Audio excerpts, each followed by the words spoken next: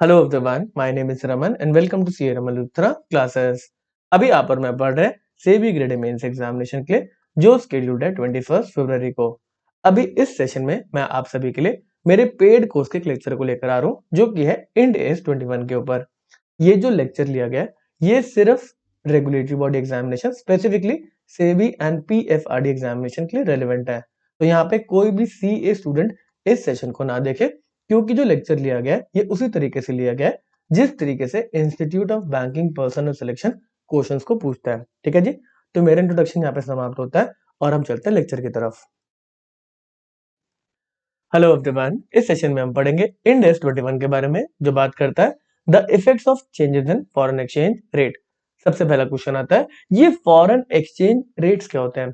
तो foreign exchange rate और कुछ नहीं, दो करेंसी को एक्सचेंज करने की रेशियो, दो करेंसीज को एक्सचेंज करने की रेशियो है। देखो जैसे डॉलर का रेट चल रहा है, $1 का रेट चल रहा है 80 रुपीज का, तो यहाँ पे एक्सचेंज रेशियो का निकल कर आती है।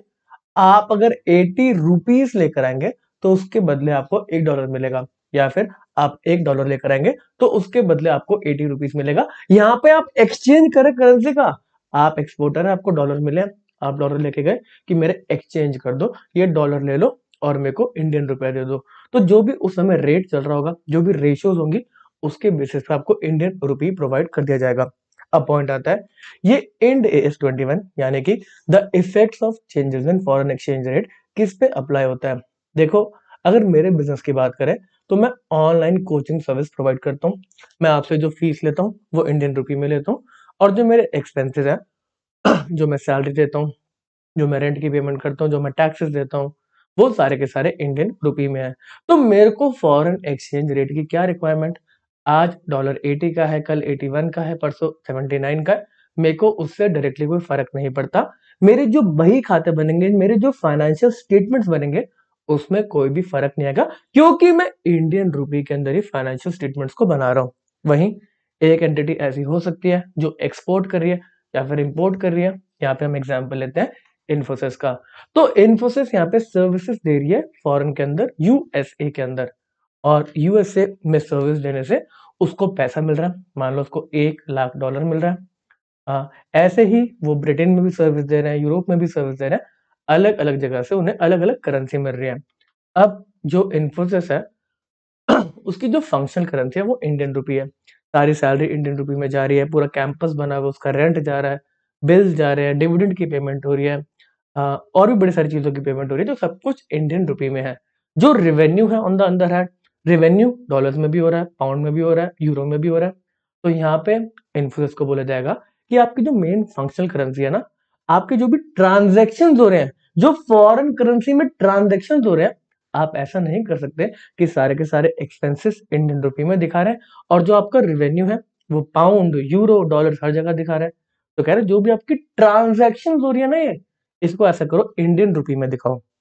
अब दो बात हो सकती है, मैंने आज ट्रांजेक्शन करी जी, मैंने आज सर्विस प्रोवाइड कर दी $1 लाख की, आज मेरे को पेमेंट आ गई, तो बात खत्म जी, आज के दिन पे जो रेट चल रहा था उसके बेसिस पे मैंने ट्रांजेक्शन रिकॉर्ड कर ली। अब ऐसा तो नहीं होता कि जिस दिन मैंने रेवेन्यू रिकॉग्नाइज करा, जिस दिन मैंने ट्रांजेक्शन रिकॉग्नाइज करी, मैंने कहा जी सेल हो गया, रेवेन्यू हो गया, क्या पता पेमेंट बाद में है। अब बाद में आने की वजह से एक्सचेंज रेट का तो फर्क रहेगा ना, आपको पता है रोज के रोज एक्सचेंज रेट में डिफरेंस आता रहता है। तो यहाँ पे ये इंडेक्स आपको बताएगा कि किस तरीके से आप इन ट्रांजेक्शन को रिकॉर्ड करेंगे। ऐसे ही आगे जाके अगर एक्सचेंज रेट का चेंज आता है तो आपके फाइनेंशियल स्टेटमेंट में वो किस तरीके से दिखाया जाएगा। तो इस इंडेक्स को तीन पार्ट में डिवाइड कर रखा है। पहला जो अभी हमने समझा कि अकाउंटिंग फॉर ट्रांजेक्शन, यहाँ पे इन्फोसिस सेल ऑफ सर्विसेज कर रहा है, या फिर उसके कुछ बैलेंसेस हैं, या तो पेमेंट बची होंगी ना, मान लो आपका फाइनेंशियल स्टेटमेंट बनाने का टाइम आ गया, 31 मार्च आ गया, सॉरी, अब आपको आपके शेयर होल्डर्स को अपने फाइनेंशियल स्टेटमेंट दिखाने हैं। तो आप कह रहे हैं हाँ जी मेरे को $1 लाख यहाँ से मिलेगा, मेरे को $1 लाख वहां से मिलेगा। तो यहाँ पे तो देखो आप अपने जो शेयर होल्डर्स हैं, स्टेक होल्डर्स हैं, उनको इंडियन रुपी के अंदर ही बैलेंस बताएंगे। तो आप यहाँ पे कन्वर्ट करेंगे कहीं ना कहीं। ये वाला इंडेक्स आपको बताता है कि आपको कौन सी डेट का एक्सचेंज रेट लेना है, ठीक है ना। तो यहाँ पे transaction and balances in foreign currency की अकाउंटिंग कैसे होगी वो बताई जाएगी। दूसरा केस क्या हो सकता है फॉरेन करेंसी के रिस्पेक्ट में, देखो इन्फोसिस ऐसा भी कर सकती है कि उसने ना यूएसए के अंदर देखा कि एक कंपनी बहुत अच्छा परफॉर्म कर रही है, इसका फ्यूचर ब्राइट है। तो यहाँ पे इन्फोसिस ने क्या करा, उस कंपनी के अंदर इन्वेस्टमेंट कर दी। क्या तू मेरी कंपनी है, तेरे को मैं खरीद लेता हूँ, ये लो पैसे पकड़ो, 1 मिलियन, 2 मिलियन, 10 मिलियन डॉलर्स, और ये कंपनी अब मेरी होगी। इन्फोसिस के शेयर होल्डर्स का पैसे लगाना इनडायरेक्टली, लोगों ने इन्फोसिस में पैसा लगाया और इन्फोसिस ने आगे कंपनी को परचेज कर लिया। अब वो कंपनी अपना ट्रांजेक्शन कर रही है, सेल कर रही है सर्विसेज या फिर कुछ भी सेल कर रही है, वो यूएस डॉलर में है। जो वो सैलरी की पेमेंट कर रहे हैं, जो वो रेंट की पेमेंट कर रहे हैं, जो हर एक चीज की पेमेंट हो रही है, वो यूएस डॉलर में ही हो रही है। बट यहाँ पे जो हमारा लॉ है वो रिक्वायर करता है कि आपको कंसोलिडेशन करना है। जो इंडियन एंटिटी है वो कंसोलिडेट करके, कि जो भी सब्सिडीज वगैरह उसके अंदर काम कर रही है ना, कंसोलिडेट करके एक फाइनेंशियल स्टेटमेंट को बनाएंगे, जिसके अंदर अपने शेयर होल्डर्स को, स्टेक होल्डर्स को सारी इन्फॉर्मेशन प्रोवाइड करेंगे कि हमारी कंपनी का भी ये फाइनेंशियल पोजीशन है। इसके साथ साथ जो हमारी सब्सिडीज वगैरह है उनके भी फाइनेंशियल पोजीशन को हमने यहाँ पे ऐड कर दिया है। तो इस केस के अंदर क्वेश्चन आता है कि जो वहां पे एक्चुअल में एसेट्स होंगे, हमने यहाँ पे पैसा दे दिया, उन्होंने कोई एसेट परचेज करेंगे, उनका कोई रेवेन्यू होगा, उनकी कुछ लाइबिलिटीज होंगी। अब वो कैसे हम अपनी बैलेंस शीट के अंदर कंसोलिडेट करेंगे। दूसरा पॉइंट ये आ गया जी, फॉरेन एक्सचेंज रेट का रिक्वायरमेंट है ना, मैं उसके डॉलर्स को थोड़ा ना अपने रुपए के अंदर मिला दूंगा, मेरे को उसको रुपए में कन्वर्ट करना पड़ेगा। जो मेरी फॉरेन एंटिटी है, फॉरेन ऑपरेशंस है, उसकी बैलेंस शीट, उसके फाइनेंशियल स्टेटमेंट को मेरे को कन्वर्ट करना पड़ेगा इंडियन रुपये में। तो यहाँ पे भी रिक्वायरमेंट है, कौन सी डेट का एक्सचेंज रेट हम यूज करें, ये वाला इंडेक्स बताएगा ना जी कौन से रेट को आपको यूज करना है। फिर तीसरा पॉइंट आता है इसमें हम एग्जांपल लेते हैं ओयो का। ओयो इंडिया के अंदर सर्विसेज प्रोवाइड कर रहा है सारा रिवेन्यू इंडियन रुपी में है, यहीं पे सैलरी की पेमेंट है, यहीं पर टैक्सेस की पेमेंट है, हर एक चीज इंडिया के अंदर हो रही है, फॉरेन ऑपरेशंस को भी छोड़ देते हैं। अब ओयो का जो बिजनेस चल रहा है उसके अंदर इन्वेस्टमेंट हो रखी है सॉफ्ट बैंक की। सॉफ्ट बैंक ने जो पैसा दिया ओयो को, वो दिया डॉलर्स के अंदर। अब जो ओयो है वो सिर्फ इंडियन रुपी में काम कर रहा है, तो उसने इंडियन रुपी के अंदर फाइनेंशियल स्टेटमेंट्स को बनाया, मिनिस्ट्री ऑफ कॉर्पोरेट अफेयर्स को दे दिया, इनकम टैक्स डिपार्टमेंट को दे दिया। अब यहाँ पे जो सॉफ्ट बैंक वाला है वो कह रहा है दिखाओ जी अपने फाइनेंशियल स्टेटमेंट दिखाओ आपको हमने पैसा दिया था, आपका फाइनेंशियल स्टेटमेंट क्या कहता है, आप कितना प्रॉफिट कमा रहे हैं। तो यहाँ पे ओयो जा रहा है सॉफ्ट बैंक के पास, देखो ये हमारे फाइनेंशियल स्टेटमेंट, यही लॉ कहता है इंडियन रुपी हमारी करेंसी है, फंक्शनल करेंसी, सारा काम इंडियन रुपी में हो रहा है, तो हमने फाइनेंशियल स्टेटमेंट इंडियन रुपी में बनाया और ये आप देख लो। सॉफ्ट बैंक वाला कह रहा है मैंने आपको पैसा डॉलर्स में दिया था, तो ये फाइनेंशियल स्टेटमेंट को आप प्रेजेंट करेंगे यूएस डॉलर के अंदर। कह रहे हैं मेरे को क्या पता ये इंडियन रुपी में क्या चल रहा है, इसको आप प्रेजेंट करेंगे यूएस डॉलर के अंदर। ऐसे ही क्या पता आगे जाके ओयो को और पैसा रेज करना पड़े, और अब जो प्रोस्पेक्टिव इन्वेस्टर है वो यूके में बैठा हुआ है, यूनाइटेड किंगडम में, और उसको पाउंड समझ में आता है। अब यहाँ पे जो ओयो है वो उन एंटिटी के पास जा रही है, ब्रिटेन जा रही है, कि हाँ जी हम और पैसा रेज करेंगे। अब वो लेके चले गए फाइनेंशियल स्टेटमेंट्स को जो कि बने हुए थे यूएस डॉलर में। वहां पे पर्सन कहता है ये क्या फाइनेंशियल स्टेटमेंट लेकर आ गए यूएस डॉलर में, यहाँ पे काम पाउंड में होता है। तो ऐसा करो, इस फाइनेंशियल स्टेटमेंट को वो प्रेजेंट करो पाउंड के अंदर, ताकि हम एक इन्फॉर्म डिसीजन ले सके, हम एनालिसिस कर सके, उसके बेसिस पे हम कितना पैसा, क्या वैल्यूएशन देना चाहते हैं वो हम निकाल सकेंगे। तो तीन केस के अंदर फॉरेन एक्सचेंज रेट का रिक्वायरमेंट है। एक, मेरी ट्रांजेक्शन है जी, मेरा काम है, धंधा है, मैं बिजनेस करता हूँ, पैसा आता है, पैसा जाता है, फॉरेन करेंसी में लेना देना है। दूसरा केस, मैंने इन्वेस्टमेंट कर रखी है, पैसा आ जा नहीं रहा, मैंने बस इन्वेस्टमेंट कर दिया, अपना काम वो खुद कर रहे हैं। बट यहाँ पे जो इंडियन लॉ है वो कहता है कंसोलिडेट करना, तो उस केस के अंदर कंसोलिडेट करने के लिए मेरे को एक्सचेंज रेट का रिक्वायरमेंट तो रहेगा ना, वो डॉलर्स में काम कर रहे हैं, मेरे को इंडियन रुपये में दिखाना। तीसरा केस आ सकता है हम बस प्रेजेंट कर रहे हैं, बाहर वालों का कोई लेना देना है नहीं, फॉरेन करेंसी का लेना देना है ही नहीं, हम बस प्रेजेंट कर रहे हैं, क्योंकि जो जिन्होंने हमारे को पैसा दे रखा है हम उनको दिखाने के लिए प्रेजेंट कर रहे हैं, हाँ जी आपका रुपया ये रहा, आपने जिसमें लगाया जिस करेंसी में, ये लो हमने प्रेजेंट कर दिया। या फिर हमारे पोटेंशियल इन्वेस्टर्स हैं, वो कह रहे हैं हमारी करेंसी में जरा फाइनेंशियल स्टेटमेंट लेके आओ, तो हमने उनकी करेंसी में प्रेजेंट कर दिया, इसमें क्या दिक्कत है। तो तीन केस के अंदर हमें फॉरेन एक्सचेंज रेट का रिक्वायरमेंट है, ठीक है जी। हम तीनों केस को इंडिपेंडेंटली पढ़ेंगे, मतलब 3 लेक्चर आपके पास आएंगे। चलिए इस सेशन को स्टार्ट करने से पहले हम पहला जो एग्जांपल लेंगे वो ट्रांजैक्शन एंड बैलेंसेस के बारे में लेंगे। यहाँ पे इन्फोसिस का एग्जांपल लेंगे कि वो कैसे फाइनेंशियल स्टेटमेंट्स बनाते हैं, कैसे वो अकाउंटिंग करते हैं ट्रांजैक्शन की। इससे पहले कुछ हम डेफिनेशंस को पढ़ेंगे। तो पहली डेफिनेशन आती है फंक्शनल करेंसी की। तो फंक्शनल करेंसी और कुछ नहीं, वो करेंसी है जो कि आपका प्राइमरी इकोनॉमिक एनवायरनमेंट है। मेरी बात करेंगे, इन्फोसिस की बात करेंगे, तो प्राइमरी इकोनॉमिक एनवायरनमेंट इंडियन रुपए की करेंसी में, सैलरीज का, टैक्सेस का, डिविडेंड का, बिल्स का, सब कुछ इंडियन रुपए के अंदर ही पेमेंट हो रही है। बट रिवेन्यू इन्फोसिस का थोड़ा बहुत डॉलर्स में आ जाता है, पाउंड में आता है, यूरो में आ जाता है। तो functional currency is the currency of primary economic environment in which the entity operates, ठीक है ना। इसके बाद फॉरेन करेंसी क्या है, तो जो मेरी फंक्शनल करेंसी नहीं है, जिसमें मैं फंक्शन नहीं करा, उसके अलावा सारी की सारी करेंसी मेरे लिए फॉरेन करेंसी है। फॉर एग्जाम्पल इन्फोसिस के लिए चाहे वो यूरो हो, चाहे वो पाउंड हो, चाहे वो डॉलर्स हो, सारी की सारी फॉरेन करेंसी है। चलो अगला पॉइंट आता है जो कि है स्पॉट एक्सचेंज रेट का। तो स्पॉट एक्सचेंज रेट, आज के दिन पे क्या एक्सचेंज रेट चल रहा है, आज के दिन पे अगर हम फॉरेन करेंसी को एक्सचेंज करना चाहें तो क्या रेट चल रहा है। तो ये एक्सचेंज रेट है फॉर इमीडिएट डिलीवरी। आज आपने एक्सचेंज रेट पूछा, अरे आज डॉलर का रेट चल रहा है 80 का, ठीक है ना। तो यहाँ पे अगर आपको $10,000 मिलने वाले हैं, मिल चुके हैं आपको, तो आप सीधा बोलेंगे हाँ जी ये लो $10,000, और अभी के अभी स्पॉट में मेरे को एक्सचेंज कर दो 80 इंटू 1000 8 लाख रुपीज आप मेरे को दे दो डिलीवरी, अभी के अभी 8 लाख रुपीज मेरे को दे दो, ठीक है। ये स्पॉट एक्सचेंज रेट है। इसके बाद एक रेट होता है क्लोजिंग रेट। देखो फाइनेंशियल स्टेटमेंट्स आपको क्लोज करने पड़ते हैं। जैसे इंडिया के अंदर आपके फाइनेंशियल स्टेटमेंट क्लोज होते हैं 31 मार्च को। अब 31 मार्च को ऐसा हो सकता है कि आपके कुछ बैलेंसेस बचे हो, आपने $10,000 की सर्विस प्रोवाइड कर दी, बट पैसा अभी नहीं आया, तो मतलब $10,000 रिसीवेबल्स है अभी, ठीक है ना।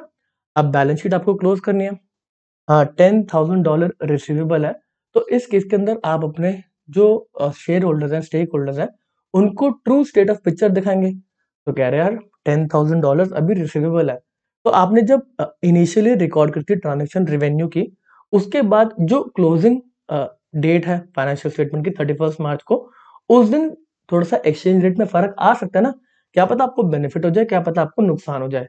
बट आप बैलेंस शीट डेट के ऊपर जो आप क्लोजिंग डेट है, क्लोजिंग और फाइनेंशियल स्टेटमेंट है, उस दिन का एक्सचेंज रेट लेके बताओगे जी अर्लियर हमें $10,000 आने थे, तब 80 रुपीज का रेट चल रहा था, बट जब हम बैलेंस शीट को क्लोज कर रहे हैं, फाइनेंशियल स्टेटमेंट्स को रिपोर्ट कर रहे हैं, तो उस दिन डॉलर्स का रेट 82 रुपीज है। तो पहले हमें लग रहा था 8 लाख रुपीज आएंगे, but closing balance sheet close करने पे हमें लग रहा है 8,20,000 आएंगे, क्योंकि 82 रुपीज का रेट है। तो closing rate spot exchange rate है जिस दिन आप क्लोज कर रहे हो बैलेंस शीट, जिस दिन आप रिपोर्ट कर रहे हो आपके फाइनेंशियल स्टेटमेंट। तो क्लोजिंग रेट क्या है, is the spot exchange rate at the end of reporting period. मुद्दे की बात है, अगर आप अपने फाइनेंशियल स्टेटमेंट को 31 मार्च को क्लोज कर रहे हो, तो 31 मार्च के दिन जो स्पॉट एक्सचेंज रेट था उसकी बात कर रहे हैं, उसको हम क्लोजिंग रेट बोलते हैं। यहाँ पे कोई भी फॉरवर्ड रेट, फ्यूचर रेट की बात नहीं चल रही। 31 मार्च को, आज 31 मार्च है, आज के दिन पे जो भी एक्सचेंज रेट चल रहा है वो क्लोजिंग रेट है। चलो अगला क्वेश्चन, एक्सचेंज रेट क्या हमने ऑलरेडी समझ लिया, ये रेशियो है of exchange of two currencies. जैसे कि अगर हम डॉलर टू रुपया करेंगे तो ये है $1 का 80 रुपया, तो ये 1:80 की रेशियो है, ठीक है ना। अगला पॉइंट आता है एक्सचेंज डिफरेंस का। देखो एक्सचेंज डिफरेंस कब आ सकता है, मैंने एक बार एक ट्रांजेक्शन को रिकॉर्ड करा फॉरेन करेंसी में, इंडियन रुपये में मैंने रिकॉर्ड करना है, मेरे को $10,000 रिसीवेबल्स है, या फिर $1 लाख रिसीवेबल है, एक पर्टिकुलर डेट पे मैंने रिकॉर्ड कर लिया। मेरे को इंडिया के अंदर रिकॉर्डिंग करनी है, तो मैंने इनटू इंडियन रुपी करा जो उस समय रेट चल रहा था, तो मैंने बोला यार 80 लाख रुपीज मिलेंगे, $1 लाख इंटू 80 रुपीज। उसके बाद सब्सिक्वेंटली सेटलमेंट की बात करें, तो मैंने कहा यार आज के दिन पे मैंने सेल कर दिया $1 लाख की, आज के दिन 80 रुपीज है, तो मैंने 80 लाख रुपीज हमारे शेयर होल्डर्स को बोला 80 लाख रुपीज आने वाला, टेंशन की बात नहीं है, सेल हो गई है। पेमेंट टाइम नेक्स्ट डे जो रेट चल रहा था वो 80.5:1 का था, ठीक है ना। तो अब जब एक्चुअल में पेमेंट में एक्सचेंज करवा के लेकर आया, मेरे को $1 लाख आ गए, फिर मैं बैंक के पास एक्सचेंज करवाने गया, तो उन्होंने बोला हाँ जी अब आपको हम 80 लाख रुपीज, 80,50,000 रुपीज देंगे। तो मैंने बोला यार यहाँ पे तो डिफरेंस आ गया एक्सचेंज का। अब यहाँ पे देखो 80 लाख रुपीज मेरे को लग रहा था आएंगे, बट आए 80,50,000। ये जो डिफरेंस आया इस अमाउंट में, ये किसकी वजह से आया, एक्सचेंज रेट में फर्क आने की वजह से डिफरेंस आया। पहले 80:1 की रेशियो थी, अब 80.5:1 की रेशियो है।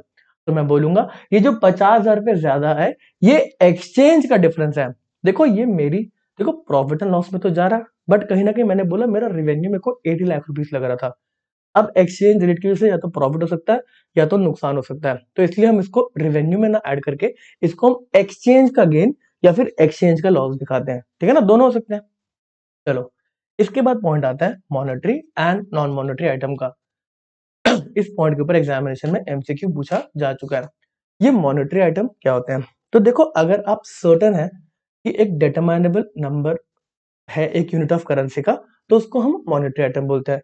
सर हमें समझ में नहीं आया, आपने कुछ सेल करी यहाँ पे, हाँ फॉरेन के अंदर, आपको सर्टेनिटी है कि 1 लाख यूएस डॉलर मिलने वाले हैं। मॉनेटरी आइटम पता है आपको, पता है कि यूएसडी 1 लाख मिलने वाला है। आपको सैलरी की पेमेंट करनी है 50,000 यूएस डॉलर की, सर्टेनिटी है, पता है 50,000 ही देने हैं। आपको लीज लाइबिलिटी पर मंथ आपको लीज की पेमेंट करनी है $1,000 की, सर्टेनिटी है कि 1,000 यूएस डॉलर की ही पेमेंट करनी है। ये एक fix and determinable number of unit of currency है। मेरे को यूनिट्स पता है, मेरे को यूएस डॉलर के कितने यूनिट चाहिए पेमेंट करने के लिए। पहले केस में 1 लाख यूनिट चाहिए, सैलरी की पेमेंट करने के लिए 50,000 चाहिए, फिर मेरे को लीज लाइबिलिटी की पेमेंट करने के लिए 1,000 चाहिए। तो एक determinable number of unit of currency है। वही नॉन मॉनेटरी आइटम्स क्या है? तो नॉन मॉनेटरी आइटम्स में सर्टेनिटी नहीं है कि कितना पैसा मिलने वाला है, कितना पैसा देना है। यहाँ पे एब्सेंट है फिक्स्ड और determinable number of unit of currency. For example, foreign फॉरेन के अंदर एक प्रॉपर्टी परचेस कर ली, इटली के अंदर आपने एक प्रॉपर्टी परचेस कर ली, आपने कुछ पेमेंट करी, मान लो परचेस करने के लिए 2 लाख यूरोस की आपने पेमेंट कर दी इटली के अंदर, ठीक है जी। आपकी बैलेंस शीट पे ये वाला पर्टिकुलर प्रॉपर्टी आ रही है। आप बोलेंगे हाँ जी, क्या आपको पता है फिक्स्ड डिटरमाइनेबल नंबर ऑफ यूनिट इसमें कितना मिलने वाला है? तो अब मेरे को पता नहीं है प्रॉपर्टी कितने की बिकेगी, कब पैसा मिलेगा, वो मेरे को क्लैरिटी नहीं है। तो ये एक नॉन मॉनेटरी आइटम है। ऑन द अदर हैंड, अगर इस प्रॉपर्टी को मैं बेच दूं, मैंने बोला एक डीलर मिल गया, बेच दी मैंने प्रॉपर्टी, इसमें मेरे को 1,90,000 यूरो मिलने वाले हैं। अब ये मॉनेटरी आइटम हो गया, मेरे को सर्टेनिटी है कि 1,90,000 यूरो मेरे को मिलने वाले हैं। नॉन मॉनेटरी आइटम में फिक्स्ड डिटरमाइनेबल नंबर ऑफ यूनिट्स हमें नहीं पता, यूनिट्स ऑफ करेंसी हमें नहीं पता। आपका स्टॉक पड़ा हुआ है, इन्फोसिस ने यहाँ पे सर्विसेज प्रोवाइड कर दी यूएसए के अंदर 1 लाख यूएस डॉलर की, ये मॉनेटरी आइटम है। इन्फोसिस ने अमेरिका के अंदर, यूएसए के अंदर अपने सॉफ्टवेयर रखे हुए हैं, एक पेन ड्राइव में डाल के ढेर सारे सॉफ्टवेयर रखे हुए हैं अलग अलग पेन ड्राइव में, उनका स्टॉक पड़ा है। अब ये क्या मॉनेटरी आइटम है? हमें अभी पता नहीं है, चाहे हम बता दें कि हाँ ये बिक जाएंगी। ये जो हमारा स्टॉक पड़ा है ना पेन ड्राइव के अंदर सॉफ्टवेयर का, इसकी कॉस्टिंग है 1 लाख यूएस डॉलर, और ये हम बेचेंगे 1,1,20,000 यूएस डॉलर का। कह रहा है हमारा इस पर्टिकुलर स्टॉक की कॉस्ट है 1 लाख यूएस डॉलर, इसको हम बेचेंगे 1.2 यानी 1,20,000 यूएस डॉलर का। बट फिर भी यहाँ पे सर्टेनिटी नहीं है, यहाँ पे एब्सेंट है फिक्स्ड और determinable number of unit of currency, हमें सर्टेनिटी नहीं है, तो इसलिए एक नॉन मॉनेटरी आइटम है, ठीक है ना। दोनों के केस के अंदर अलग तरीके से फॉरेन एक्सचेंज रेट को रिकॉर्ड करा जाता है। चलिए, आपके सामने एग्जांपल्स हैं, इन एग्जांपल्स को अच्छे से समझेंगे, इसी के ऊपर एमसीक्यूज पूछे जा चुके हैं। पहला क्वेश्चन है, मॉनेटरी आइटम क्या होते हैं? आपको पेंशन देनी है, अदर एम्प्लॉय बेनिफिट, आपको सैलरी देने, वेजेस देने, कैश में देना है, सर्टेनिटी है आपको कितना पैसा देना है। सैलरी तो पता है ना कि पता नहीं, हाँ जी बताएंगे आपको कितनी सैलरी देंगे, ऐसा तो नहीं होता ना, हाँ जी आपको सैलरी कितनी देंगे आगे जाके देखते हैं, ऐसा नहीं है। आपको पता है कि $50,000 देने आपने, तो एक मॉनेटरी आइटम है। प्रोविजन आपने बना रखे हैं जो कि सेटल करे जाएंगे कैश में। आपने पहले से प्रोविजन बना रखे हैं $1 लाख के, इसको आप सेटल करेंगे कैश में, आपको पता है, डन, मॉनेटरी आइटम है। Lease liability per month lease की पेमेंट है, पता है कितनी है, $900, $1,000, डन। कैश डिविडेंड आपको मिलने वाले हैं या फिर आपको देने हैं, दोनों केस में मॉनेटरी आइटम है। अगर डिविडेंड डिक्लेयर हो गए तो पता है कितने मिलेंगे या फिर कितने आपको पे करने हैं अगर आपने अनाउंस करे तो। अगला पॉइंट थोड़ा सा टिपिकल है, देखो आपने कोई मशीनरी परचेज करी 500,000 यूएसडी, ठीक है ना। अब इस पर्टिकुलर मशीनरी के अंदर आपको इतना पता है कि 500,000 यूएस डॉलर की पेमेंट करनी है। आगे जाके आपके और जो सप्लायर है ना जिसने मशीनरी आपको दी है, बात कर रहे हो आप दोनों, आगे जाके सर आप अपने ना इक्विटी शेयर इशू कर देना, आपकी कंपनी मेरे को लगता है बहुत अच्छा परफॉर्म करेगी। तो यहाँ पे हमारा अग्रीमेंट हो रहा है कि आगे जाके हम इक्विटी शेयर्स इशू कर सकते हैं जिस भी डेट पे ड्यू होने वाला है कि मेरे को जब इक्विटी शेयर्स देने हैं उस डेट के ऊपर जो भी रेट चल रहा होगा मार्केट के अंदर उसके बेसिस पे मैं कुछ इक्विटी शेयर्स इसको इशू कर दूंगा। इस केस के अंदर क्या ये मॉनेटरी आइटम है या फिर नॉन मॉनेटरी आइटम है? आपके दिमाग में सोचेंगे, हम फिर से मॉनेटरी आइटम की डेफिनेशन की तरफ जाएंगे। Are the units of currency held, assets और लाइबिलिटी टू बी रिसीव्ड और पेड, यहाँ पे हमें पे करना है in a fixed and determinable number of unit of currency. यहाँ पे हमें सर्टेनिटी है कि हमें 500,000 यूएस डॉलर की पेमेंट करनी है। वो पेमेंट का मोड कुछ भी हो सकता है, बट अभी के टाइम पे तो मेरे को सर्टेनिटी है ना कि 500,000 यूएस डॉलर की पेमेंट करनी है। तो ये एक मॉनेटरी आइटम है। वही नॉन मॉनेटरी आइटम की बात करेंगे। आपका कोई भी एसेट पड़ा, आपने इसको एडवांस दे दिया किसी सर्विस के लिए, आपने $10,000 की कोई सब्सक्रिप्शन की पेमेंट कर दी, इसमें पूरे साल आपको सर्विसेज मिलेंगी। अब ये $10,000 क्या मॉनेटरी आइटम है या फिर नॉन मॉनेटरी आइटम है? तो आगे जाके कोई सर्टेनिटी है कि कितना मिलेगा, कितना देना है? यहाँ पे बस आपको सर्विसेज मिलेंगी, कोई पैसा थोड़ा ना मिलेगा। तो ये नॉन मॉनेटरी आइटम हो गया। कोई गुडविल है, टैंजिबल एसेट है, इनटैंजिबल एसेट है, इन्वेंट्री है, पीपीई है, right to use of asset है, कोई प्रोविजंस आपने बना रखे हैं जिसके अंदर जो भी सेटल करा जाएगा किसी नॉन मॉनेटरी एसेट से, तो ये सारे के सारे आपके नॉन मॉनेटरी आइटम है। मुद्दे की बात है, हमेशा इसी टर्म से आप इसको चेक करेंगे कि कोई फिक्स्ड या determinable number of unit of currency हमारे पास है या फिर नहीं है। इस केस के अंदर अगर आपने कोई प्रीपे करा सर्विस के लिए, सर हमने $10,000 यहाँ पे एडवांस की पेमेंट करी है ना, डिटरमाइनेबल नंबर ऑफ करेंसी तो है $10,000 जो हमने सर्विसेज के लिए पे करी है। नहीं, यहाँ पे आगे की बात चल रही है, आपको कोई पैसा रिसीव होगा या फिर आपको पे करना है। यहाँ पे तो कुछ करना ही नहीं है, आपने ऑलरेडी पे कर दिया है। अब ना आपको कुछ पैसा मिलेगा ना आपको कोई पैसा देना है, ठीक है ना। तो नॉन मॉनेटरी आइटम है। Goodwill, intangible asset, inventory, inventory non monetary है। जब आप इसको बेच दोगे, इन्वेंट्री को आपने बेच दिया और वो ट्रेड रिसीवेबल बन गए, ट्रेड रिसीवेबल $50,000 के हैं, अब ये मॉनेटरी है जी। पता है 50,000 करेंसी, पता है नंबर ऑफ यूनिट्स, पता है कि कितना मिलने वाला है, ठीक है ना। चलो, पहला आपके सामने है पॉइंट जहां पर हम इन्फोसिस की अकाउंटिंग करने वाले हैं। इन्फोसिस जो सेल कर रही है हम उसकी अकाउंटिंग करने वाले हैं। फंक्शनल करेंसी हमें इन्फोसिस की पता है सर, वो इंडियन रुपी है। इनिशियली रिकॉग्नाइज करना है, आज के दिन पे इन्फोसिस ने सर्विसेज प्रोवाइड कर दिया यूएसए के कस्टमर को, तो हम कैसे अपने फाइनेंशियल स्टेटमेंट में रिकॉग्नाइज करेंगे? सर बिना पढ़े हम बताते हैं। अच्छा सर, एक बार जरा बिजनेस ट्रांजेक्शन की बात कर लेते हैं। ये इन्फोसिस की बिजनेस ट्रांजेक्शन होंगी क्या जिसमें फॉरेन करेंसी इन्वॉल्व रहेगा? एक, जब सर ये सर्विसेज दे रहा होगा, एक ना एक इसको राइट मिल जाएगा कि इसको पैसा मिलना अगर सर्विसेज ने दे दिया। तो मान लो एक टाइम पे इसको पता चल गया कि इसको 1 लाख US डॉलर मिलने वाले हैं। इस केस के अंदर फॉरेन एक्सचेंज रेट का रिक्वायरमेंट है, क्योंकि इंडिया के अंदर इसको इंडियन रुपए में दिखाना है। दूसरा केस आ सकता है फॉरेन एक्सचेंज रेट का, जब इसकी सेटलमेंट हो रही है।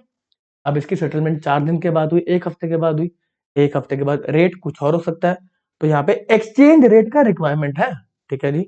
अगला केस हो सकता है कि यहाँ पे क्लोजिंग होगी, तो यहाँ पे 31 मार्च की डेट आ गई, तो इसको क्लोजिंग रेट की रिक्वायरमेंट है, तो हमें फॉरेन एक्सचेंज रेट चाहिए, ठीक है ना। तो पहला पॉइंट आता है, आप इनिशियली रिकॉग्नाइज कर रहे हैं, ठीक है ना, इनिशियली रिकॉग्नाइज कर रहे हैं। आज मैंने बोल दिया आपको सर्विस हमने दे दी है 1 लाख US डॉलर की, तो इसको रिकॉर्ड कैसे करोगे? दिमाग लगाओ, रिकॉर्ड कैसे करेंगे? आज मैंने बोल दिया कि मैंने $1 लाख की सर्विस दे दिया, मेरे को अपने शेयर होल्डर स्टेक होल्डर्स को बताना, हाँ जी $1 लाख की सर्विस दे दिया। वो कह रहे रुपए में बताओ, रुपए में बताओ, तो मैं कन्वर्ट करूंगा उसी दिन पे। जी आज $1 लाख की सर्विस दी है, आज के दिन पे एक्सचेंज रेट क्या है 80 रुपीज का, तो मैं 1 लाख US डॉलर इंटू 80 करूंगा और बताऊंगा 80 लाख रुपीज की सेल हो गई है, कॉन्ग्रेचुलेशन। क्या लिखा हुआ है? अ फॉरेन करेंसी ट्रांजेक्शन होगी shall be recorded on initial recognition in the functional currency, जो कि इंडियन रुपी है, by applying to the foreign currency amount the spot exchange rate between the functional currency and the foreign currency at the date of transaction। तो यहाँ पे आपकी functional currency Indian rupee, foreign currency US dollar, आज के दिन पे जो transaction हो रही है उसका स्पॉट एक्सचेंज रेट आज के दिन पे 80:1 का रेट चल रहा है। 80 रुपया लेकर आओ, $1 ले जाओ।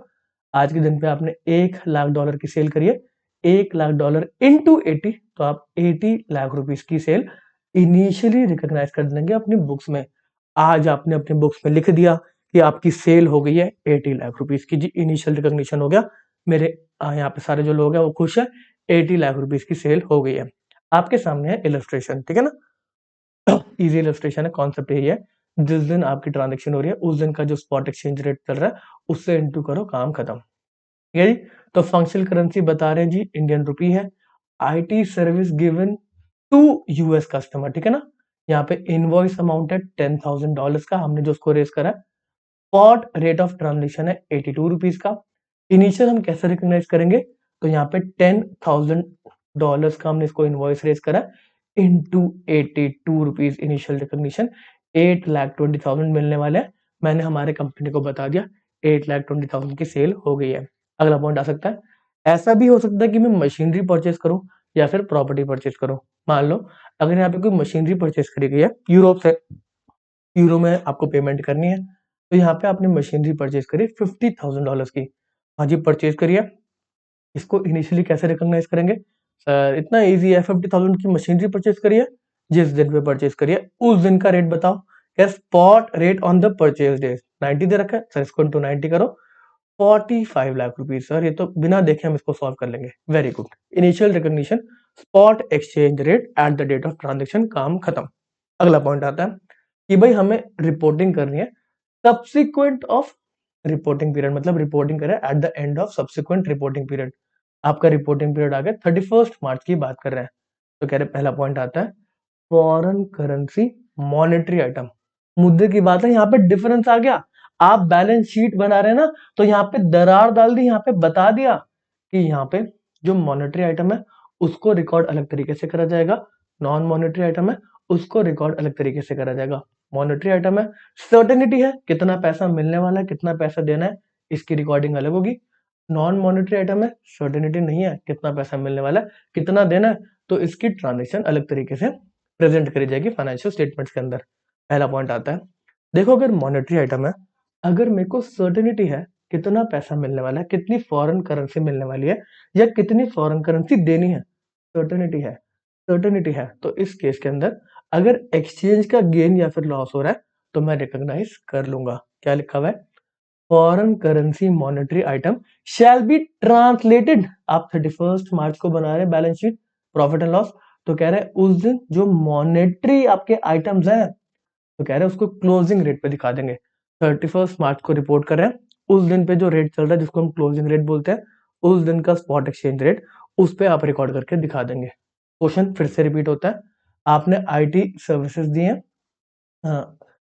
अमेरिका को, $10,000 आपको मिलने वाले हैं। आपने उस दिन रिकॉर्ड, जो आपकी सेल्स आपने करी थी, जिस दिन आपने ट्रांजेक्शन करी थी, उस दिन $10,000 इंटू 82 का रेट चल रहा था इनिशियल रिकॉग्निशन पे, तो आपने सबको बोल दिया था 8,20,000 मिलने वाले हैं। फिर आप कह रहे हैं पेमेंट अभी आई नहीं है, आ जाएगी। उसके बीच में आपकी बैलेंस शीट की डेट आ गई, आपकी रिपोर्टिंग पीरियड एंड हो गया। अब 31 मार्च को आप देख रहे हैं यार $10,000 मिलने वाले हैं, इनिशियली हमने रिकॉग्नाइज कर दिया 8.2 लाख की सेल, बट पैसा तो अभी मिला नहीं है, पैसा मिलने वाला $10,000। और अगर आज हम बैलेंस शीट डेट पे देखें तो $82 की जगह 85 पे ट्रेड कर रहा है, तो 85 रुपीज मिलेंगे $1 के बदले। तो यहाँ पे आप बोलेंगे हाँ जी $10,000 अभी मिलने वाले हैं। तो इसको हम रिपोर्टिंग पीरियड के ऊपर जो हमारा बैलेंस शीट डेट है उससे हमने इंटू करा 85।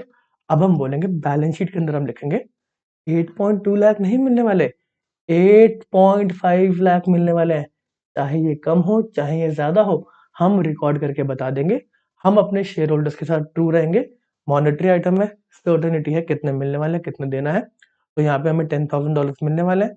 बैलेंस शीट डेट पे डॉलर का रेट बढ़ गया, पहले हमने बोला था 8.2 लाख मिलेंगे, बट अब वो बढ़ के 8.5 लाख हो गया। हम ऑनेस्टली बता देंगे मॉनेटरी आइटम के केस के अंदर कि भाई कितना पैसा मिलने वाला है, कितना पैसा देना है, इजी। यहाँ पे हमारा पॉइंट निकल कर आता है रट्टा मारने वाला। फॉरेन करेंसी मॉनेटरी आइटम है, समझ में आना चाहिए आपको कि मॉनेटरी आइटम क्या होते हैं। उनको ट्रांसलेट करा जाता है closing rate, closing rate, closing rate के ऊपर। ठीक है जी, मॉनेटरी आइटम है उसको ट्रांसलेट करा जाता है क्लोजिंग रेट के ऊपर। मुद्दे की बात है बैलेंस शीट के ऊपर अब 8.5 लाख रुपीज हम दिखाएंगे कि हमें मिलेगा 8.5 लाख रुपीज। चलो जी सर अब आप हमें बताओ कि नॉन मॉनेटरी आइटम के केस के अंदर हम क्या करेंगे। देखो नॉन मॉनेटरी आइटम्स आपके, आपको सर्टेनिटी नहीं है कि उसमें से कितना पैसा मिलेगा। ठीक है जी, नॉन मॉनेटरी आइटम्स की भी दो टाइप हो सकते हैं। देखो एक नॉन मॉनेटरी आइटम है जो कि प्रॉपर्टी है, प्रॉपर्टी प्लांट एंड इक्विपमेंट है, और एक आपकी नॉन मॉनेटरी आइटम हो सकती है जो आपकी डायरेक्टली बिजनेस रिलेटेड है, मतलब आपकी कोई इन्वेंट्री वगैरह है। देखो, अगर नॉन मॉनेटरी आइटम आपकी बैलेंस शीट पे आ रही है, आपने कोई प्रॉपर्टी परचेज कर रखी है, तो कह रहे आप उसको हिस्टोरिकल कॉस्ट पे दिखा रहे हैं। अच्छा, नॉन मॉनेटरी आइटम के केस के अंदर भी आपने पहले इंड एस 2 पढ़ रखा है, इंड एस 16 पढ़ रखा है, आप रीवैल्यू भी कर सकते हैं, ऊपर नीचे भी कर सकते हैं, या फिर हिस्टोरिकल कॉस्ट पे भी दिखा सकते हैं। दोनों अकाउंटिंग स्टैंडर्ड अलग अलग बात करते हैं। तो यहाँ पे कह रहे हैं जो नॉन मॉनेटरी आइटम को आप हिस्टोरिकल कॉस्ट पे दिखा रहे हैं, इंड एस 16 के अंदर आपने कोई प्रॉपर्टी परचेज करी जिसको आप हिस्टोरिकल कॉस्ट पे ही दिखा रहे हैं, तो कह रहे हैं उस केस के अंदर अगर आपने पहले के डेट के ऊपर हिस्टोरिकल कॉस्ट पे दिखा रहे हैं, तो एक्सचेंज रेट भी वही यूज करा जाएगा जो आपका हिस्टोरिकल पे आपने परचेज करा था। क्या लिखा हुआ है? Non monetary item that are measured in terms of historical cost. आपने एक प्रॉपर्टी परचेज करी थी 1 मिलियन US डॉलर की, और जब परचेज करी थी वो 40 रुपीज की है, तो कह रहे हैं कि अगर आप इसको हिस्टोरिकल कॉस्ट पे ही दिखा रहे हैं, $1 मिलियन पे ही दिखा रहे हैं, तो कह रहे हैं उस केस के अंदर जो एक्सचेंज रेट को यूज करा जाएगा वो at the date of transaction ही रहेगा। आपने कुछ चेंज नहीं करा, कुछ रीवैल्यू नहीं करा, कुछ नहीं करा, तो इस पे कोई भी एक्सचेंज रेट चेंज नहीं करा जाएगा, क्योंकि ये मॉनेटरी आइटम नहीं है, सर्टेनिटी नहीं कितना मिलने वाला है। अगर आप इसको हिस्टोरिकल कॉस्ट पे दिखा रहे हैं, तो सेम $1 मिलियन पे ही आप इसको दिखाते रहेंगे, चाहे आज आपका डॉलर का रेट 80 हो गया हो, तो $1 मिलियन पे ही दिखाते रहेंगे। वहीं नॉन मॉनेटरी आइटम जिसको आपने फेयर वैल्यू कर दिया, आपने $1 मिलियन की परचेज करी थी, बट उसके 10 साल बाद आपने बोला नहीं, ये तो $20 मिलियन की हो गया है। जब आपने $1 मिलियन की परचेज करी थी, तब रेट था 40 का, फिर जब आपने इसको फेयर वैल्यू करा 10 साल के बाद, तो $20 मिलियन की होगी, और उस समय रेट चल रहा था 60 का। आज के दिन पे बात करें, तो आज रेट चल रहा है 80 का। ठीक है जी। तो यहाँ पे बोल रहा है अगर आपने आपके नॉन मॉनेटरी आइटम को, जैसे कि प्रॉपर्टी, उसको फेयर वैल्यू करा, आपने 1 मिलियन से लिखा नहीं, 20 मिलियन की ये हो गई है, तो कह रहे हैं उस केस के अंदर जो आपका rate, foreign exchange rate use करा जाएगा, वो यूज करा जाएगा जिस दिन आपने फेयर वैल्यू मेजर करी थी। तो यहाँ पे 20 मिलियन इंटू जिस दिन आपने फेयर वैल्यू करी, उस दिन का रेट 60, ना कि आज का रेट। तो जिस दिन आपने फेयर वैल्यू मेजर करी, उस दिन के एक्सचेंज रेट को यूज करा जाएगा। मुद्दे की बात है, यहाँ पे 3 पॉइंट आते हैं आपके। Reporting at the end of subsequent reporting period, यहाँ पे आप बैलेंस शीट को क्लोज करें। पहला पॉइंट आता है कि कोई भी मॉनेटरी आइटम है, आपको सर्टेनिटी है कितना मिलना है, कितना देना है, तो क्लोजिंग रेट 31 मार्च का जो रेट है उस पर आप वैल्यू करें। समझ में आती है बात? Easy question. ट्रेड पेबल है, ट्रेड रिसीवेबल है, सर्टेनिटी है, उसको क्लोजिंग रेट पे करें।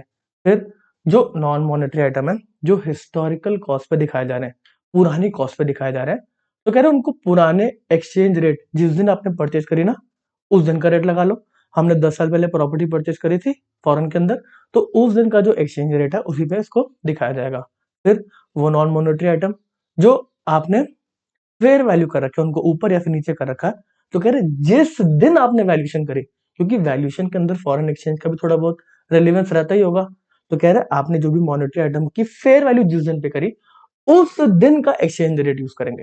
हिस्टोरिकल कॉस्ट है, हिस्टोरिकल कॉस्ट का रेट ले लेंगे फॉरेन एक्सचेंज का। अगर आपने फेयर वैल्यू करा, तो जिस दिन फेयर वैल्यू करी, मान लो आपकी बैलेंस शीट क्लोज हो रही है 31 मार्च को, और आपकी कोई मॉनेटरी आइटम है जो कि आपने परचेस करी थी 10 साल पहले, तो 10 साल पहले जो भी एक्सचेंज रेट चल रहा होगा उसको यूज करेंगे। फिर आपने इसी मॉनेटरी आइटम को 31 जनवरी को क्या कहते हैं वो कर लिया, रीवैल्यू कर लिया, फेयर वैल्यू कर लिया। तो जिस दिन आपने फेयर वैल्यू करा, इस दिन का एक्सचेंज रेट लेके आप अपनी फाइनेंशियल स्टेटमेंट में दिखाएंगे। 31 मार्च को बैलेंस शीट क्लोज करें, अगर आपने 31 जनवरी को कोई एक पर्टिकुलर नॉन मॉनेटरी एसेट को फेयर वैल्यू करा, तो उस दिन के एक्सचेंज रेट, जो 31 जनवरी का एक्सचेंज रेट था, उसको यूज करा जाएगा। आपके सामने इलस्ट्रेशन क्या है, नॉन मॉनेटरी आइटम है, ये केस है प्रॉपर्टी का, तो आपकी जो फंक्शनल करेंसी है वो रुपया है। आपने प्रॉपर्टी परचेज करी थी इटली के अंदर 50,000 यूरोस की। Spot exchange rate on the purchase date था 90 रुपीज का, जब आपने परचेज करी तो 90 रुपीज का 1 यूरो मिल रहा था।